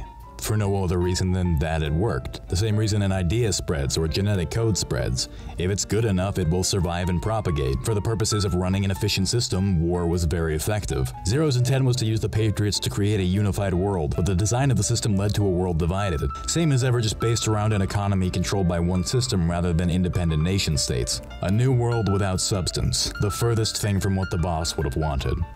With the American system in a state of collapse, Patriot society has reverted to a blank slate. This man was the source of it all. And he doesn't even realize it. He's completely unaware of the fact that he led the world to the brink of ruin. Little bit of pot calling the kettle black here. Upon seeing Zero in person, Big Boss's hatred and murderous intent has disappeared. It's leaked out of him like piss. It's too late to ask Zero his perspective on this because his will is locked away. These two men are the only surviving members of the Patriots. Big Boss tries to apply a lot of significance to the name Zero, which sort of works because we're equating life to computer code to information, etc. But we had helped turn 0 into 100 is pretty lame even for this game. I'm taking it upon myself to send 0 back to nothing. So's that one. Big Boss pulls the plug and bam, lights out for 0. Naomi told Big Boss that the fox dye Drebin put in Snake was intended to kill Big Boss, Ocelot, and Eva. It keeps happening! And then Big Boss says this. They did it again. In the end, they're no more than a program. Oh, all they can do is repeat the same pattern over and over again. Kojima, just because you acknowledged it doesn't really make it work. It doesn't bring the theme home, but credit for trying, I suppose. By the way, the new fox dye stops the old fox dye. Snake is fine. Everything's gonna be just fine. Big Boss keeps talking while Snake carries him to the boss's grave. He asks Snake not to spend the life he has left fighting. At the grave, he admits that the boss was right. He understands her now and then gives a pained salute. He keeps talking for quite a while and then eventually collapses in Snake's arms. Snake lays him down at his grave. He sheds a tear and Snake lights his cigar.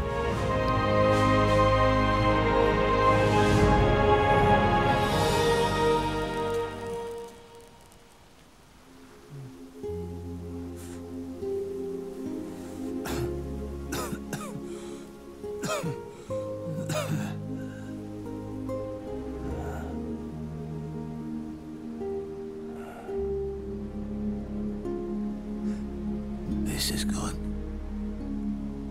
isn't it?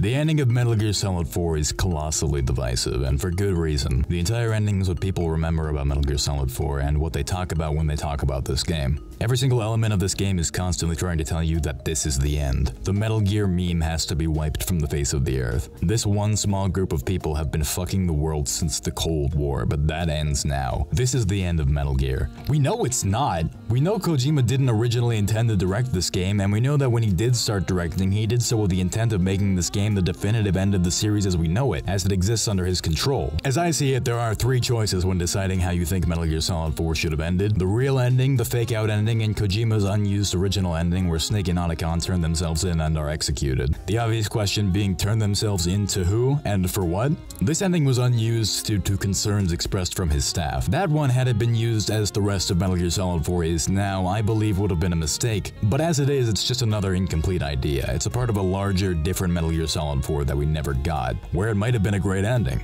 We just don't know. The real ending to this game is controversial for obvious reasons. If you liked what you thought was the ending, having the game immediately step back and completely change it might rub you the wrong way. Additionally, putting a long segment, largely a monologue that begins with a twist and then dives into a large info dump explaining how the twist is possible to be true, as well as a number of the other more confusing story elements, right at the end of the story, after the credits, after the player has already been watching way too many cutscenes and has surely mentally checked out by this point, is possibly the biggest and most obvious blunder regarding structure and pacing in a game that has already burned and scattered the book on structure and pacing. For me personally, all of that was burning in the back of my mind, along with my pre-existing belief that this game already focused too much on Big Boss without having him swoop in, reveal himself to be alive, and completely gank the spotlight from the main character, whose story we have been told over and over that this is supposed to be the ending of. That in mind, I hated this ending. I hated that Kojima seemed to have struck gold in the first ending, but then completely yielded to his staff and tacked this nonsense onto the end.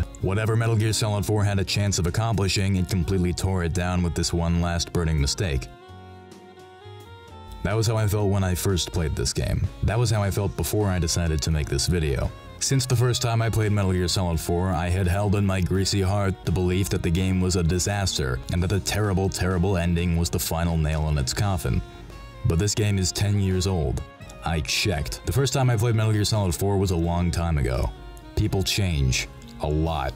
Time and experience define who we are as much as anything else. This game is exactly the same as it was, but I'm a very different person. Between the first time I played Metal Gear Solid 4 and the time that I replayed it in order to construct this video, a close friend of mine who was an artist and someone I greatly admired took his own life. I don't want to get all fucking sappy on you in the last few minutes of your 3-hour Japanese meme game YouTube video essay, but I'll just say that this event is a defining moment in my life. It echoes in every facet of my personality, personal philosophy, goals, and generally how I view the world. It played a large part in defining my sense of self, if you will. Why is that relevant here? Well, mainly it's that when you go through someone you know committing suicide, suddenly the ending that you liked so much where your favorite character kills himself maybe isn't your favorite ending anymore. Maybe, even if it's at the expense of brevity and perhaps even logic, some part of you knows you'd be happier if you knew that old fuck got to walk away and relax for a little while. Oh yeah, I said favorite character. Alright, last chapter of the video pre-closing statement. Solid Snake is the greatest character in video game history.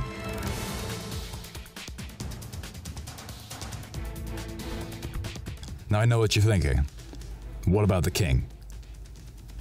Fair, but consider the following. As a central character in 5 games of distinct presentation and quality, Snake just gets better and better in every way with every passing title. As Shinkawa and Kojima get a better sense of who this character is with every passing game, he evolves from a generic stand-in for the action heroes from Kojima's favorite movies to an industry-defining icon in his own right. From a nervous but talented rookie betrayed by and forced to kill his own boss for seemingly no reason, to a more experienced soldier forced to kill his best friend and his other boss. Fucking Metal Gear Solid 5, for reasons that now exist but don't make sense to him. By Metal Gear Solid 1, he's a more jaded man with more experience and a famous history, but he still retains some of his simplicity, his aggression and cockiness. Here he watches his best friend die again and learns that he's not quite a normal human being but a clone of the greatest villain he's ever met, and then is forced to kill the closest thing he has to a member of his biological family. By the end of Metal Gear Solid 1, he's made a fugitive from the country he was made to fight for, but his actions are so legendary and the effect these events had on him so dramatic that by Metal Gear Solid 2 he has fully come into his own. This is Solid Snake at his prime, operating independently with his best bud, fighting for his own vision of a better world. His flaws have largely eroded, creating the ultimate glimmering perfect Snake, a character so beloved and so radiantly awesome that Kojima decided you don't get to play as him to make a point that you're not him, you're you. Scrambling the scoreboard and setting himself up for an unwinnable 4th match that he never intended to play, but when the time came, he knew he had to. So Snake is thrust into battle once again. Despite being completely incapable of handling a job of this size and condition, he moves forward anyway. Maybe because he knows it's the right thing to do, or maybe because he doesn't know how to do anything else. And this mission takes everything he has left, what little there is, out of him, and during it,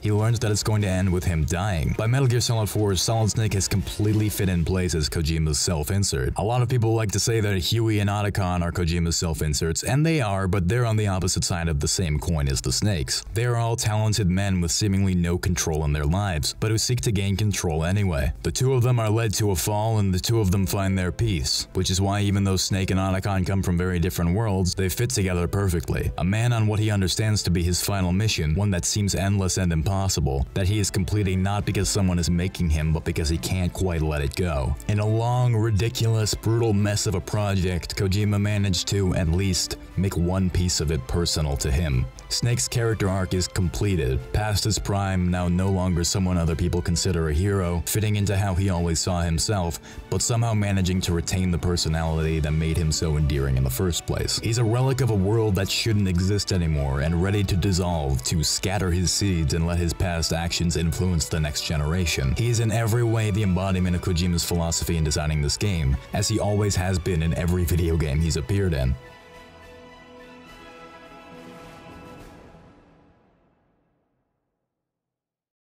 I recently read an article containing excerpts from an interview with Kojima, where he explains how his father died when he was very young and how the theme of fatherhood has become an obsession for him. And with that in mind, the pieces of this ending fall into place. Big Boss being Snake's quote-unquote father has never been anything besides a curse for him. A lot of this final cutscene is clunky and largely unnecessary, but the heart-to-heart from Big Boss to Snake is worth the price of admission. Kojima, carrying his obsession with fatherhood in mind, wrote his self-insert meeting with the closest thing he has to a father, who also happens to be the root of all terror and misery in his life. But for the first time, they're not meeting as enemies on opposite sides of a battlefield, but as men who don't need to fight anymore. If war can turn Big Boss on the boss, Snake on Grey Fox, and Raiden on Solidus, I see no reason why the battle they've been fighting coming to an end wouldn't allow them to meet on good terms. Instead of killing himself for the good of the world, the man who is Snake's greatest enemy in every sense of the word disarms him, hugs him, and tells him he doesn't have to fight anymore. That he respects him not as a son, as a clone of the world's greatest soldier, as a Jinzo Ningen, as someone injected with a virus that turns him into a literal weapon and that will eventually kill him and the entire world. He respects him as a man, which is probably something Snake has never gotten to be.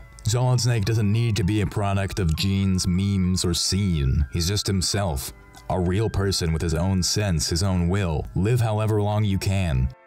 This isn't the end of Metal Gear. It's not even the end of Kojima's work on Metal Gear. So knowing the direction this series goes after this, maybe this ending falls a little flat these days, and this game can't afford to be letting the parts that do work stop working. But even though this isn't the ending it seemed to be, this as the end of Solid Snake's story has never been changed or undone. So at least we can still feel that. We can appreciate this as a pretty good ending for the greatest character in video game history. Maybe on our second or third playthrough we can actually feel the love in this scene. We can feel happy that Kojima let this man live. We can understand what it means that Kojima wrote his self-insert meeting with his father, and his father saying to him, "It's okay, I respect you, you can stop fighting now." Because if you were writing a story about yourself, wouldn't you want it to have a happy ending?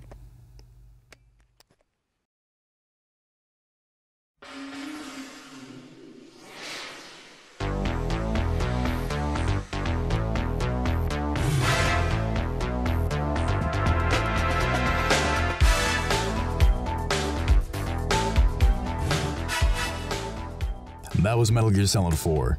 It's an unfixable disaster that hits every single note it's supposed to but can't seem to make them sound good together. Carried into whatever feats it manages to accomplish by the strength of its main character, supported by the talent and heart of a legendary team of artists, programmers, writers, and developers just after their prime, given an impossible mission while all eyes were on them. If there's anything I want you to take away from this video, it's not that Metal Gear Solid 4 is bad or stupid, or that Kojima's a bad writer or the George Lucas of video games, or that Konami ruined Metal Gear, or that Tomokazu Fukushima and Etsu Tamari are great and Shuyo Murata is bad. It's also not that Metal Gear Solid 4 is great. Some underappreciated masterpiece and a perfect execution of Kojima's grand vision of trickery and subversion. Metal Gear Solid 4 as a story is the perfect 5 out of 10. Infinite love and ambition and zero execution. And if there's any lesson to be taken from the story of this game under every definition of the story of this game, it's that nothing good can come out of trying to control everything. Sony wanted a new Metal Gear game to sell their new console. Konami wanted a new Metal Gear game to justify their continued funding of Koji Pro. Shuyo Murata wanted the chance to prove himself capable of directing Metal Gear on his own, and the fans who wanted the perfect ending to this story just wouldn't let that happen. Kojima just wanted to finish this game, make it good, and get out. It sold, it finished the story, it reviewed well, and it doesn't work. The only guy who got out of here looking good was Tomokazu Fukushima, even though we don't know what he did in the first place. Metal Gear Solid 4 is interesting, bad, and we can learn from it. That's what a mistake is. After Konami executed Order 66 during the development of Metal Gear Solid 5, a lot of people leapt on the chance to pin everything wrong with Metal Gear Solid 5 on Konami, because of course Kojima is an infallible genius, and Metal Gear Solid 5 is great, and the story would have been great too if Konami had just let him make the game he wanted to make. I don't want to defend Konami here. They're a massive Japanese conglomerate, of course they're evil, but don't pretend Kojima couldn't have finished this game if he wanted to. He went over budget, he's been trying to end this series for 15 years, and every game he makes gets more and more ambitious as he tries to do this exponentially growing story justice. And it only ended when somebody whose job it was to know when to stop pulled the plug and made him stop. And then the series died, and no one was happy. Don't put Kojima on a pedestal. I'm interested in Death Stranding, but it's just gonna be a video game. It's just going to be a work of art with themes and goals and flaws, written and directed by a pretty smart guy who really likes movies, and has somehow once again reached messiah status in the industry. I'm back! And as for Metal Gear, it fell apart, and then everyone lost interest after it stopped being a personal project and just became another regular video game. Metal Gear Solid 4 is riddled with flaws and mistakes, but the greatest mistake of all was letting the Metal Gear series get that far in the first place. Metal Gear Solid 4 as a concept was a mistake. Not one by Sony, or Konami, or Murata, or Kojima, or Tamari, or Fukushima, or you, or me, or any other subset of the people who bought this game. It's a mistake we all made. It's something we all thought we needed, and then it turned out we didn't. And maybe we can learn from that. Fuck. I guess I'm done. Metal Gear Solid 4 was a mistake.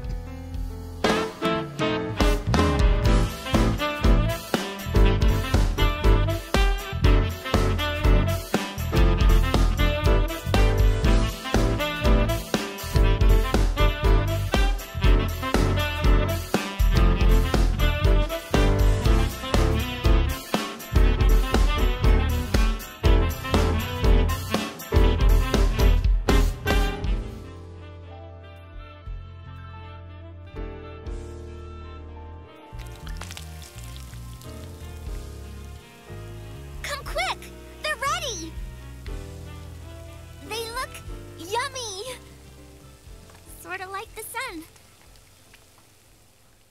It's rising again. I used to be an anime otaku.